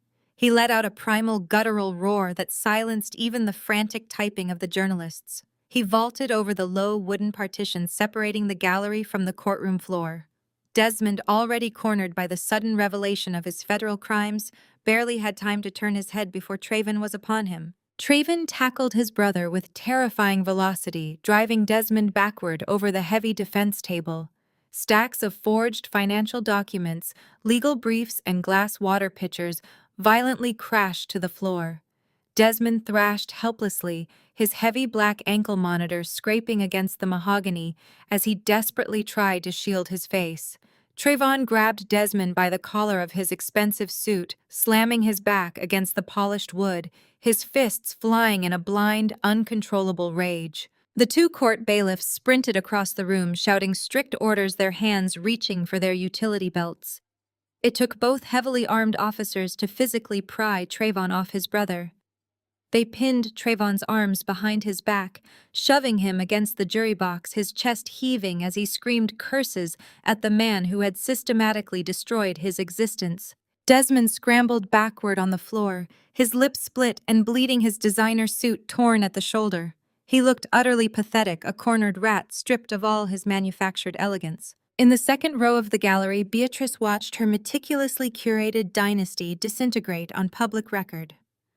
The flashing cameras of the financial journalists captured every humiliating second. The elite country club friends she had desperately tried to shield from the truth would now read about her son's incestuous affair, his fraudulent medical records, and this violent courtroom brawl on the front page of the evening news. The sheer suffocating weight of the public scandal was too much for her fragile ego to process. Her eyes rolled back into her head. She let out a sharp, dramatic gasp and collapsed in a dead faint onto the hardwood floor, her designer handbag spilling its contents across the aisle. Marcus did not even bend down to help his wife.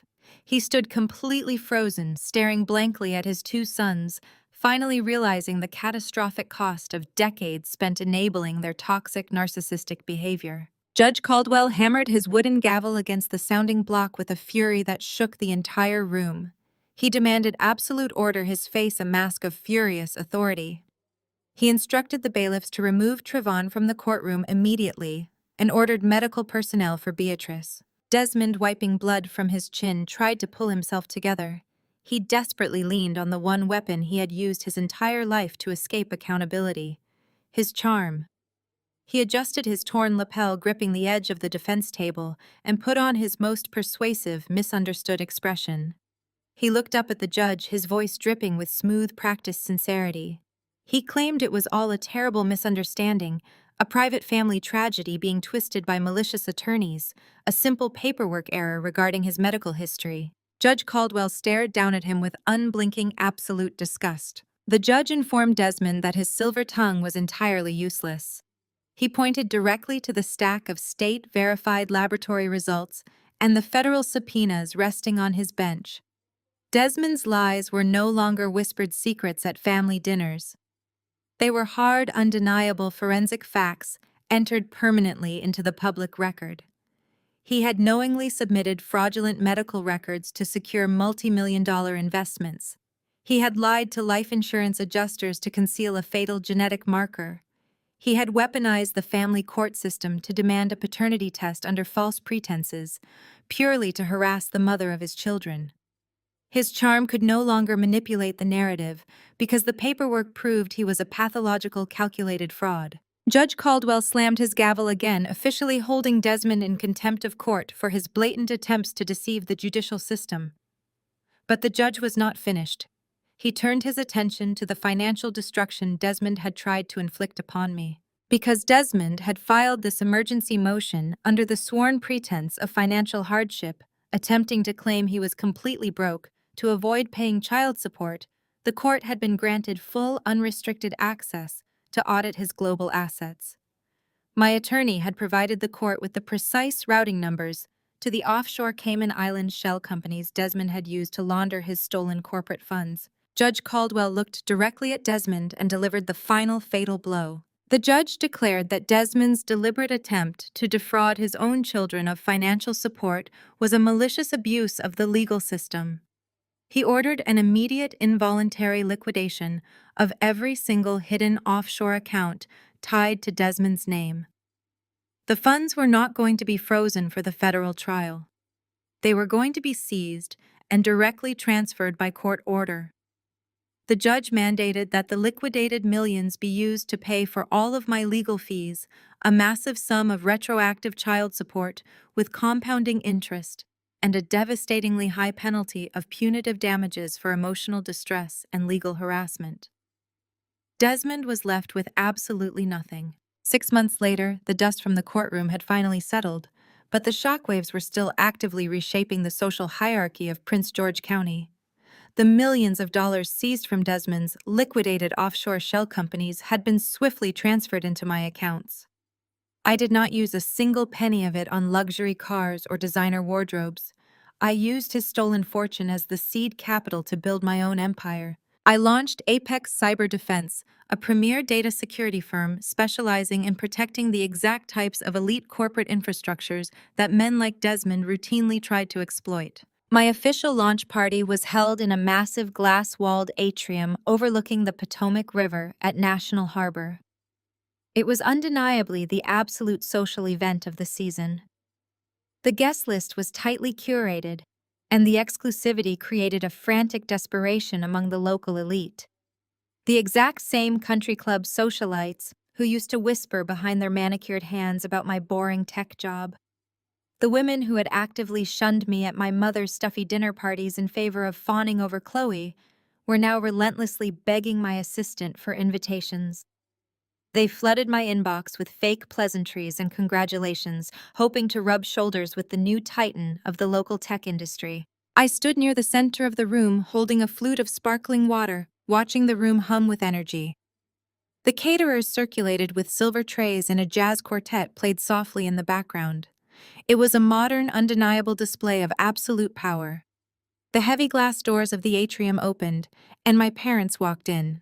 Beatrice and Marcus looked significantly diminished. The catastrophic downfall of their golden boys had aged them a decade in a matter of months. Trevin was currently working as a mid-level consultant at a generic medical supply company, his wages aggressively garnished by the bankruptcy courts. Desmond was sitting in a federal penitentiary, awaiting trial with zero access to bail. Yet Beatrice still desperately tried to wear her old mask of superiority. She was wearing a gown from 3 seasons ago, her smile tight and brittle as she scanned the room. She was practically vibrating with a desperate need to reclaim her lost social standing. She spotted me and immediately marched across the polished marble floor, dragging my father behind her. She was accompanied by 3 older, extremely wealthy men from her country club, the exact men who used to mock my career trajectory while investing heavily in Desmond's fraudulent schemes. Beatrice reached out and grabbed my arm, trying to pull me into a tight, performative hug for the cameras flashing near the entrance. I smoothly stepped back, forcing her arms to drop awkwardly to her sides. She quickly recovered her brittle smile and turned to the men behind her. She introduced me with a loud projecting voice, making sure everyone nearby could hear her, acting like the proud, supportive matriarch. She told the men that I was her brilliant daughter and that she had personally arranged this introduction so they could get in on the ground floor of my new venture. One of the men, a prominent local real estate developer who had actively ignored me at family gatherings for a decade, stepped forward holding a crystal tumbler of scotch. He smiled with a predatory, arrogant confidence. He told me that my mother had brokered a fantastic opportunity. He announced that he and his associates were prepared to inject $5 million of capital into Apex Cyber Defense to help me scale the business properly. He spoke to me like he was doing me a massive favor, expecting me to eagerly accept their money and hand over a percentage of my company. Beatrice beamed, looking around the room, desperately trying to prove to the observing socialites that she still wielded immense power, that she was the gatekeeper to the hottest new firm in the county. I looked at the developer, then shifted my gaze to my mother. The silence that stretched between us was absolute and freezing. I raised my voice just enough to ensure the surrounding circle of elite guests heard every single word. I told the developer that my mother was entirely misinformed. I explained that Apex Cyber Defense was already fully capitalized. I told them that Desmond's liquidated Cayman Island accounts had provided a surprisingly generous foundation, and I had absolutely zero need for outside investors. The developer's confident smile instantly vanished. He looked at Beatrice with sharp, visible irritation, realizing she had completely overstepped and wasted his time. I stepped closer to my mother, stripping away the very last shred of her social illusion. I reminded her, in front of the very people she was desperately trying to impress, that she had spent my entire life calling my career a disappointment. I told her that she did not get to use my success to purchase her way back into high society. I explicitly stated that her elite friends were not welcome to buy a stake in my hard work, and she was permanently relieved of her self-appointed role as my broker. Beatrice physically shrank backward as if I had slapped her. The developers turned their backs on her, immediately muttering in disgust as they walked away toward the bar, severing her final connection to the county power brokers. The surrounding guests turned away, their whispers no longer hidden. Beatrice stood completely isolated in the middle of my triumph, entirely stripped of her influence, her money, and her social leverage. I left my parents standing awkwardly near the entrance and walked out through the side doors onto the quiet private terrace overlooking the dark water of the river. The cool night air felt incredible. I took a deep breath, savoring the absolute peace of total independence. My phone vibrated in my pocket. It was a direct line from a senior executive at the commercial bank I now utilized for my corporate accounts. I swiped to answer, listening as the executive quickly bypassed the usual pleasantries. He informed me that the formal grace period had officially expired at midnight. He told me that the bank had just finalized the paperwork and they were preparing to serve the eviction notices in the morning. The massive Mitchellville mansion, the sprawling estate where Beatrice had hosted her lavish parties, where she had crowned her sons as kings and treated me like a peasant, had completely defaulted. It was officially in foreclosure. 3 weeks later, the brisk wind whipping across the concrete steps of the Prince George's County Courthouse carried the distinct scent of finality. The public auction of the Mitchellville estate was a spectacular, humiliating coda to the Sterling family's manufactured dynasty. Beatrice and Marcus were completely absent. They had locked themselves inside a rented two-bedroom apartment, too paralyzed by their absolute social ruin to witness the final dismantling of their prized kingdom. Desmond, however, was legally required to attend the asset liquidation. His bargain rate attorney had managed to secure a highly restrictive pre-trial medical furlough, citing Desmond's severe degenerative cardiac condition. He stood shivering on the courthouse steps, leaning heavily on a cane, the bulky black box of his ankle monitor clearly visible beneath the hem of his ill-fitting off-the-rack slacks. Chloe stood inches away from him, though the physical distance between them felt like miles. Her designer wardrobe had been entirely seized by federal investigators. She was wrapped in a faded beige trench coat, her face devoid of makeup, her eyes darting nervously around the courtyard.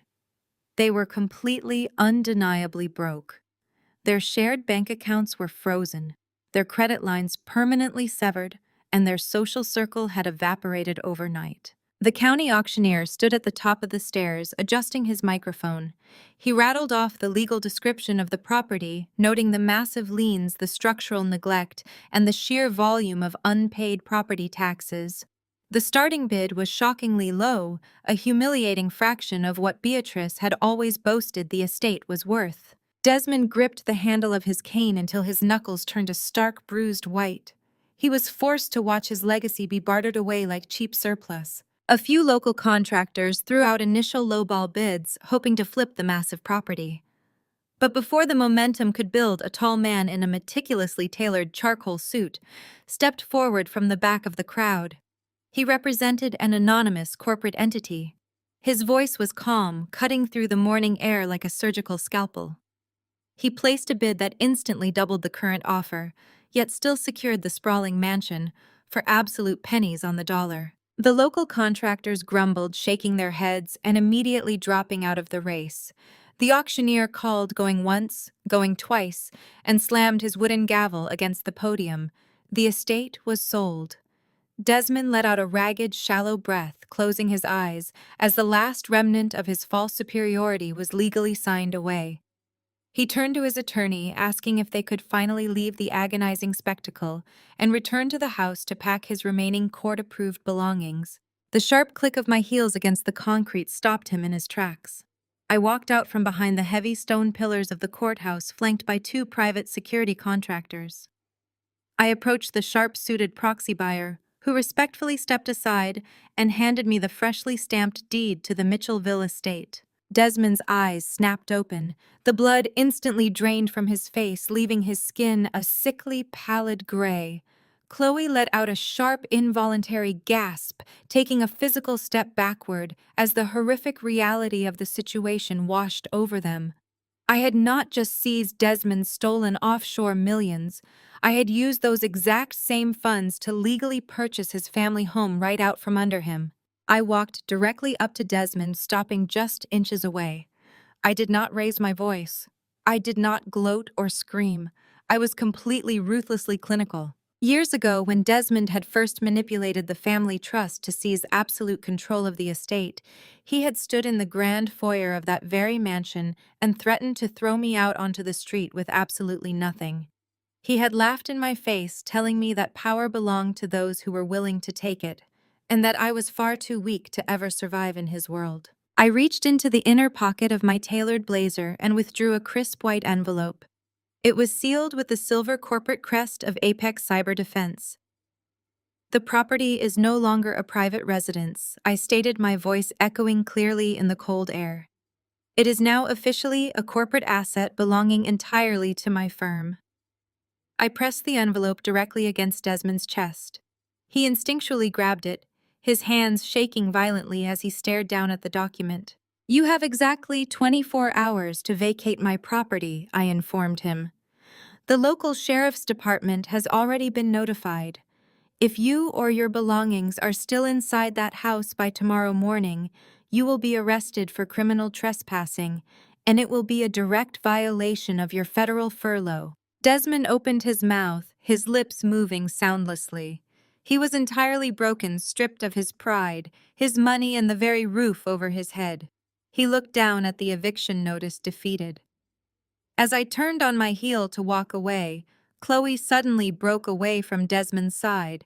She practically lunged forward, her desperation overriding whatever remaining shreds of dignity she possessed. "Nia, please wait," Chloe begged, her voice high and panicked. She stepped right in front of me, her hands clasped together in a pathetic display of pleading. She frantically claimed that Desmond had ruined her life. She threw the man she had conspired with straight under the bus, insisting she was just a victim of his toxic manipulation. She pointed out that her own husband Trayvon had filed for divorce and completely cut her off. She had absolutely no money, no home, and a looming federal trial. "I know about tech administration," Chloe stammered, tears streaming down her unwashed face. "I can manage schedules. I can organize your office. I will do anything, Nia. Please, I just need a job. I need a second chance. You have a massive new firm. You have all that money. Just give me a position." I stopped and looked her dead in the eye. I stared at the woman who had slept with my brother, carried his child, and actively plotted to send me to federal prison. I calmly opened my leather portfolio. I pulled out a single sheet of paper and handed it to her. Chloe grabbed it eagerly, a spark of desperate hope lighting up her tear-stained face. She looked down at the paper. It was a standard entry-level employment application. "We are fully staffed in administration," I told her, my tone completely devoid of empathy. "But Apex Cyber Defense is currently hiring for the night shift janitorial crew. You will need to bring your own non-slip shoes. Fill that out and leave it with the front desk." I stepped around her frozen, horrified form and walked toward my waiting car. 3 months after I handed Chloe that janitorial application, the high-definition security monitor resting on my kitchen island emitted a sharp dual-tone chime. A perimeter alert. I set down my coffee mug and tapped the screen to pull up the live feed from the front gate of my new estate. I had purchased the sprawling, ultra-secure compound in Great Falls with the explosive profits from Apex Cyber Defense. It sat behind 12-foot wrought iron gates, dense reinforced stone walls, and a state-of-the-art surveillance matrix I had designed and coded myself. It was an absolute fortress built entirely on my own merit, completely untainted by the toxic money that had defined my family. Standing on the wet asphalt outside those imposing gates were Beatrice and Marcus. They looked completely out of place in front of my sanctuary. The aggressive, arrogant posture they had carried their entire lives had been entirely stripped away. Marcus looked hunched and fragile, wearing a trench coat that seemed 2 sizes too big for his rapidly diminishing frame. Beatrice was shivering in the crisp morning air, desperately clutching 2 massive, absurdly expensive-looking gift boxes wrapped in shimmering silver paper and topped with oversized silk bows. Beatrice reached out with a trembling hand and pressed the call button on the intercom pedestal. I tapped the microphone icon on my tablet, allowing my voice to project clearly through the external speakers without unlocking the heavy magnetic gate mechanism. I asked them exactly what they were doing, trespassing on my private property. Hearing my voice echo from the stone pillars, Beatrice immediately burst into heavy theatrical tears. She dropped her designer purse onto the pavement, stepping closer to the camera lens, as if she could physically force her way through the digital connection. She sobbed violently, claiming they just wanted to see their beautiful grandchildren. She held up the silver boxes, her voice cracking, as she loudly insisted they had brought lavish presents for the twins, that they wanted to make up for lost time and start fresh. Marcus stepped into the camera frame, his face a portrait of absolute defeat. He looked up at the lens and begged me to open the gate. He confessed that their lives had become an unbearable, suffocating nightmare.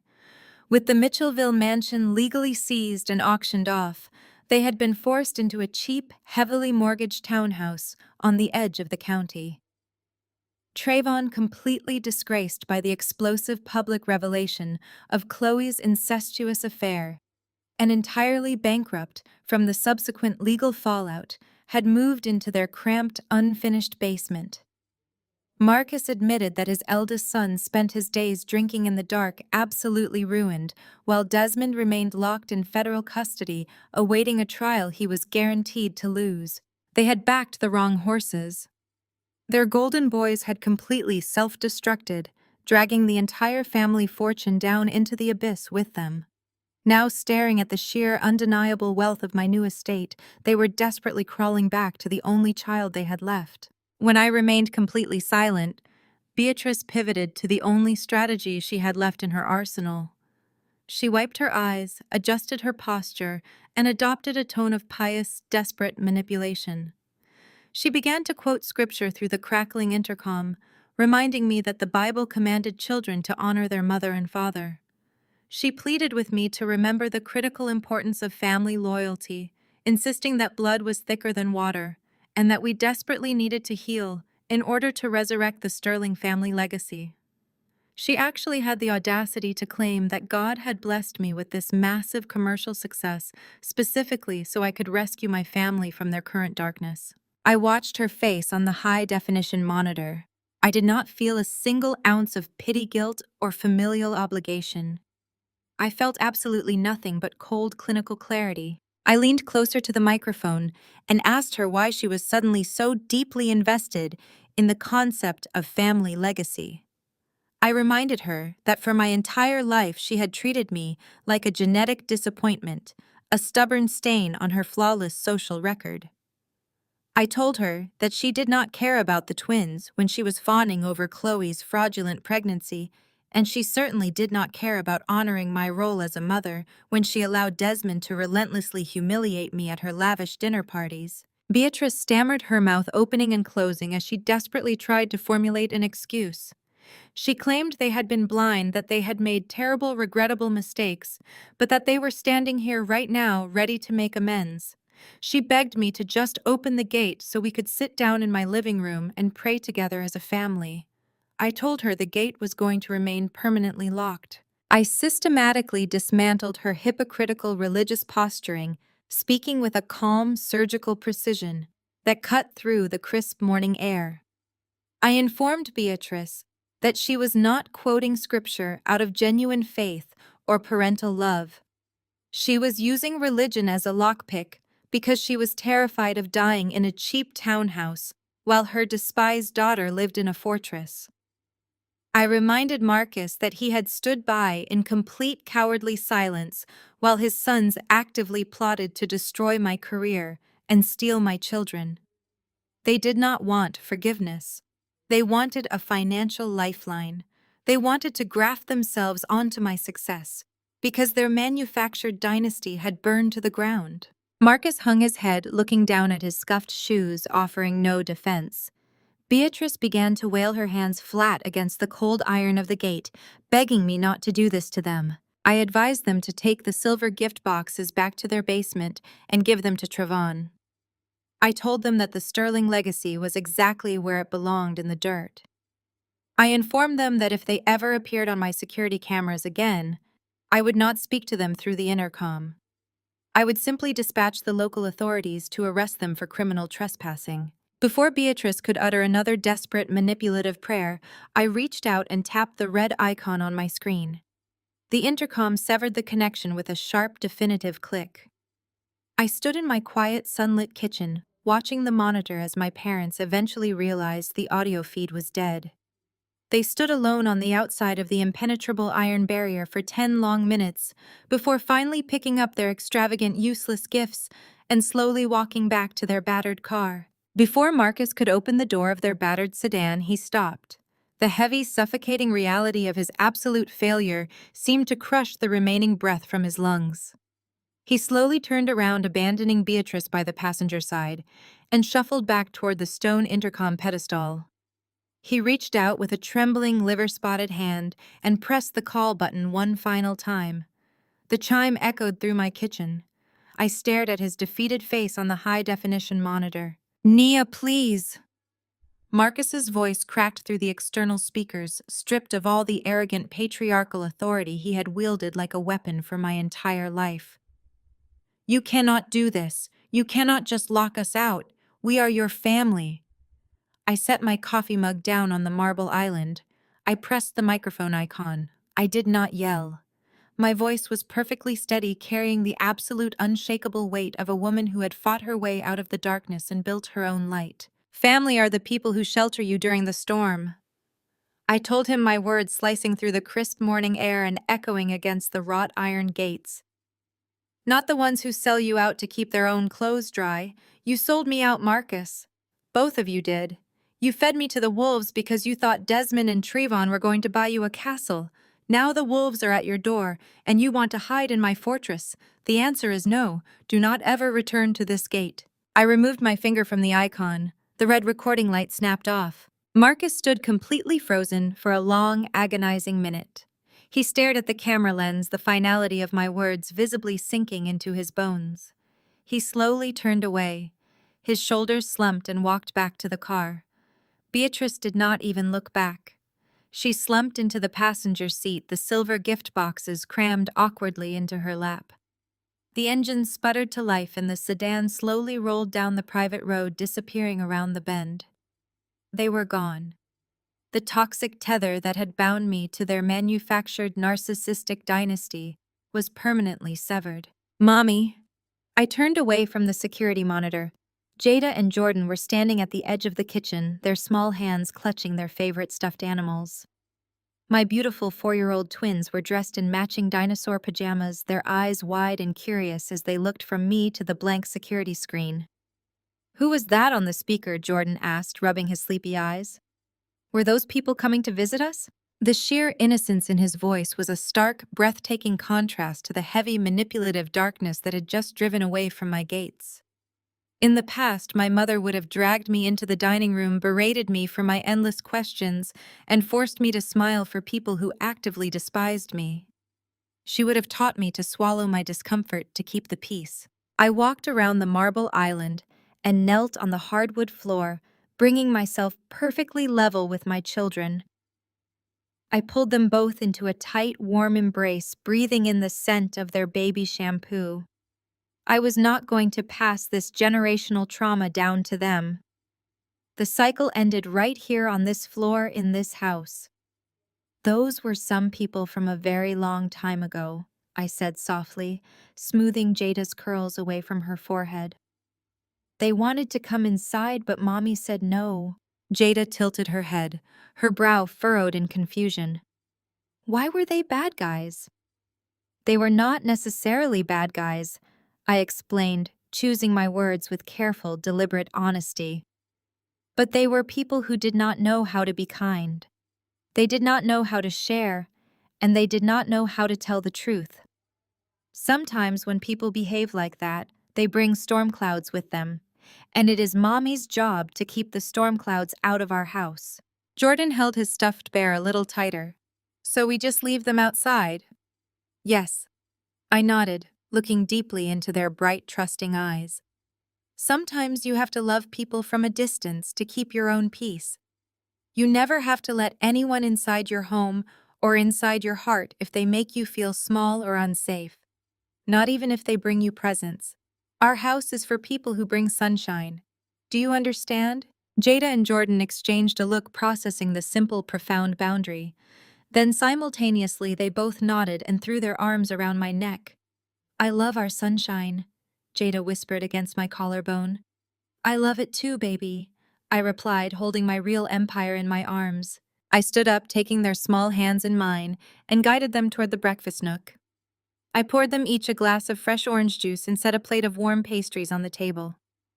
The heavy, suffocating weight of the Sterling family legacy had completely vanished, replaced by the bright, chaotic, beautiful reality of my actual family. As the twins began to happily chatter about what games they wanted to play in the backyard, I walked into the adjoining living room to grab my tablet. The massive 80-inch flat-screen television mounted above the fireplace was muted, playing the local morning news broadcast in the background. I reached for the remote to turn it off, but my thumb froze over the power button. A familiar, sharp-featured face flashed across the screen. It was a courtroom sketch of Desmond, his arrogant sneer completely erased, replaced by a look of hollow, terrified desperation. Next to the sketch was a photograph of the federal courthouse in downtown Baltimore. I pressed the volume button, unmuting the broadcast, just as the news anchor looked directly into the camera. The spectacular downfall of the local financial socialite concluded this morning, the anchor announced, her voice perfectly crisp. Desmond Sterling, the former CEO charged with multiple counts of egregious wire fraud, medical insurance fraud, and federal tax evasion, stood before Judge Caldwell for his final sentencing. After reviewing the overwhelming forensic evidence, including offshore accounts seized and liquidated by the courts last month, the judge showed absolutely no leniency. The screen cut to footage of Desmond's bargain-rate defense attorney hastily pushing his way through a crowd of aggressive reporters on the courthouse steps, refusing to answer their shouted questions. Sterling has been officially sentenced to 10 years in a federal penitentiary. The anchor confirmed, the words ringing out like a final victorious bell, with no possibility of early parole. I stood in the center of my sunlit living room, listening to the joyful laughter of my children echoing from the kitchen. I turned the television off, dropping the remote onto the coffee table. The past was completely buried, the villains were caged, and the future belonged entirely to us. 2 weeks later, the crisp morning air carried the heavy, unmistakable scent of pulverized concrete and raw timber. I parked my car at the base of the winding driveway of the Mitchellville estate. The massive wrought iron gates, which used to require Beatrice's explicit permission to pass through, were permanently bolted open. Today, the pristine circular driveway was jammed with heavy machinery, commercial dumpsters, and a small army of structural contractors wearing neon safety vests. I stepped out of my vehicle, the gravel crunching beneath my boots, and took a long look at the sprawling property. It was no longer a home. It was an active construction site, and it smelled exactly like progress. I walked up the sweeping marble steps and pushed through the double oak doors. The grand foyer, where my mother used to host her suffocating, performative high society galas, was completely unrecognizable. The expensive imported rugs had been ripped up, exposing the bare concrete subfloor. The opulent crystal chandelier was covered in thick plastic sheeting to protect it from the dust. I found the lead contractor, a burly, no-nonsense man named Greg, waiting for me near the back wing of the mansion. He handed me a pair of protective safety glasses and a hard hat. We walked down the long, shadowed hallway toward the sprawling 1,000-square-foot extension that my parents had custom-built exclusively for Desmond. Beatrice used to proudly refer to it as the executive suite. In reality, it was a glorified man cave. It was the exact room where Desmond had hosted weekly poker games with corrupt investors, smoking imported cigars while loudly mocking my entry-level IT salary. That room had been the absolute epicenter of his unearned privilege. It was a physical shrine to the golden boy who could do no wrong, completely subsidized by stolen money and parental delusion. Greg stopped at the threshold and looked at me holding his clipboard. He asked if I was absolutely sure I wanted to proceed with the total demolition of the wing, noting that the custom mahogany built-ins and the imported wet bar were worth tens of thousands of dollars on their own. I looked at the walls that had sheltered my brother's arrogance for a decade. I gave Greg a single definitive nod. I told him I did not want a single piece of the original structure left intact. Greg signaled his crew. 5 men stepped forward with heavy sledgehammers.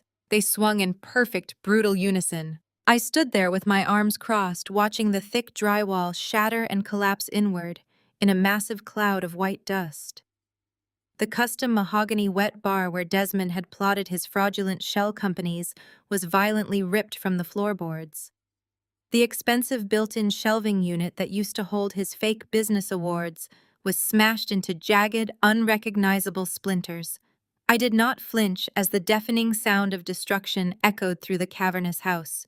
The physical demolition of Desmond's sanctuary was the ultimate catharsis. Every swing of the heavy hammers tore down decades of generational oppression, aggressive sexism, and manufactured superiority. Family are supposed to be the people who shelter you during the storm, not the ones who sell you out to keep their own clothes dry.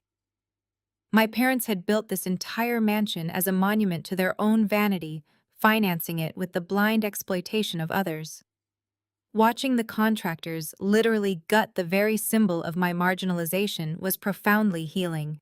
Greg shouted over the noise of the power tools, asking if I wanted to preserve the original crown molding in the main dining room. I shook my head and told him to strip the entire house down to the bare studs.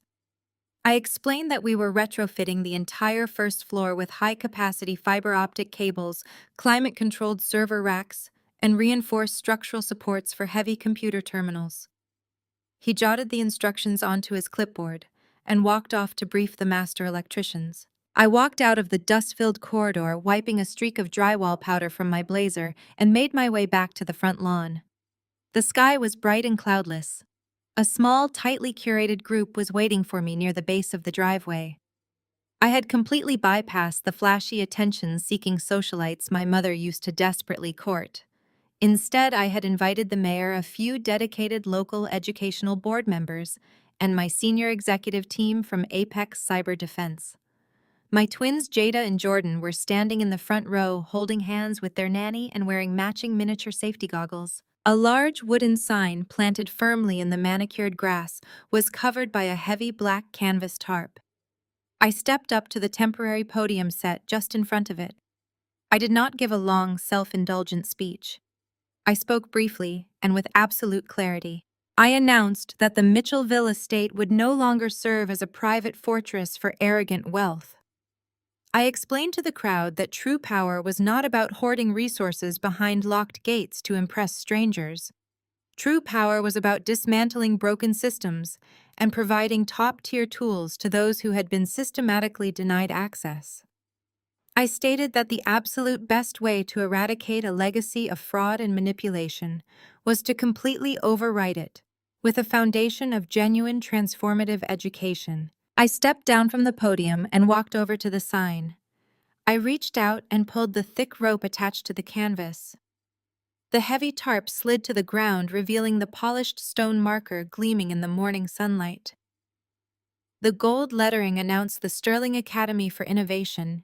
I turned back to the applauding crowd and told them that the gutted mansion was currently being transformed into a state-of-the-art, fully funded STEM and coding academy dedicated exclusively to educating young African-American girls.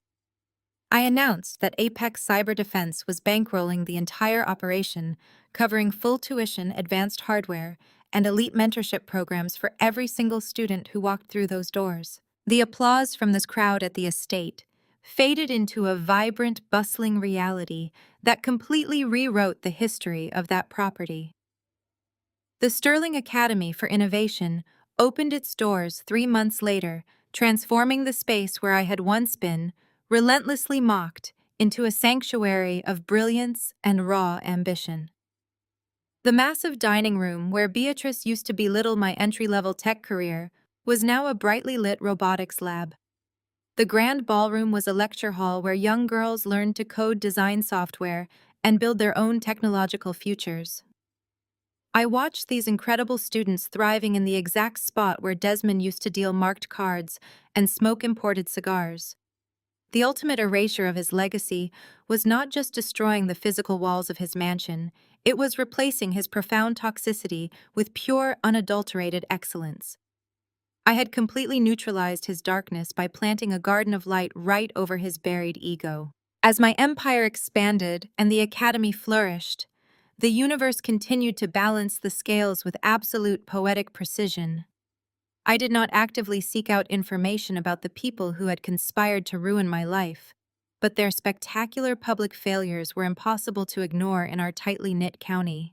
Chloe, who had once sneered at my career while dripping in stolen diamonds and carrying my brother's child, was now wearing a stiff, unflattering polyester uniform. She had managed to secure a minimum-wage retail job at a massive discount department store 2 towns over, far away from anyone she used to know. She spent her days aggressively folding clearance sweaters, scanning barcodes, and cleaning up spilled sodas in the fluorescent-lit aisles. Her fraudulent charm held absolutely no currency with impatient holiday shoppers or her strict, unforgiving shift managers. She was entirely invisible, trapped in a cycle of endless grueling labor just to make her basic rent on a tiny dilapidated studio apartment. Treven had completely evaporated from the corporate sector, stripped of his fake executive titles and permanently blacklisted by every reputable firm on the East Coast due to his association with Desmond's massive fraud. He was relegated to the dark, unfinished basement of my parents' rented townhouse. He spent his days drinking cheap beer on a sagging futon, staring blankly at the concrete walls his youth and potential entirely squandered. Upstairs, Beatrice and Marcus lived in a state of perpetual suffocating regret. The elite country club socialites they had sacrificed their own daughter to impress now actively crossed the street to avoid them. They sat in their cramped, outdated kitchen, drowning in mounting debt and completely isolated from the world they used to rule. They had bet their entire existence on the illusion of their golden boys, and that illusion had ultimately bankrupted them emotionally and financially. And then there was Desmond, the master architect of his own destruction. He was no longer the untouchable king of Prince George County. He was inmate number 8472 in a high-security federal penitentiary. The bespoke charcoal suits and luxury watches were gone, permanently replaced by a stiff, oversized khaki jumpsuit and standard-issue slip-on shoes. He sat in a sterile concrete cell, strictly monitored 24 hours a day, entirely stripped of his offshore accounts, his sports cars, and his manipulative power. His severe cardiac condition required him to use an aluminum walker, making him a slow, fragile ghost of the man who had once threatened to throw me out onto the street. He had absolutely nothing left but a decade of hard time and the crushing, inescapable knowledge that I had used his stolen fortune to conquer his world and build a better one. I did not waste a single ounce of my energy dwelling on their misery. I simply acknowledged it as the natural consequence of their actions and moved forward. I sat back on the plush ivory sofa in my own living room. The afternoon sun poured through the massive floor-to-ceiling windows of my Great Falls estate, casting a warm golden glow across the polished hardwood floors. Jada and Jordan were sitting on the thick rug a few feet away, laughing loudly as they built a massive, brightly colored tower out of building blocks. The sound of their pure, unburdened joy was the greatest symphony I had ever heard. I took a deep breath, savoring the profound, unbreakable peace of my sanctuary. I had broken the cycle of generational trauma, ensuring my children would never know the cold, conditional love that had defined my youth. The camera would capture this moment perfectly, tracing a continuous, slow orbit around my living room, taking in the light, the warmth, and the absolute victory of a life well lived. The continuous orbit shot finally slowed down, coming to a gentle, steady close-up on my face. I looked directly into the lens, offering a calm, genuine smile. I had survived the betrayals, the theft, and the gaslighting, and I had emerged completely victorious. He wanted to take everything in the divorce, and he did. He took the illusions, the toxic family ties, and all the dead weight that was holding me back. He left me with a perfect, beautiful blank slate to build an empire. If you found strength in this story and want to hear more journeys of overcoming toxic family dynamics, breaking generational curses, and reclaiming your power, hit that subscribe button and share this video. Your true legacy is always yours to build.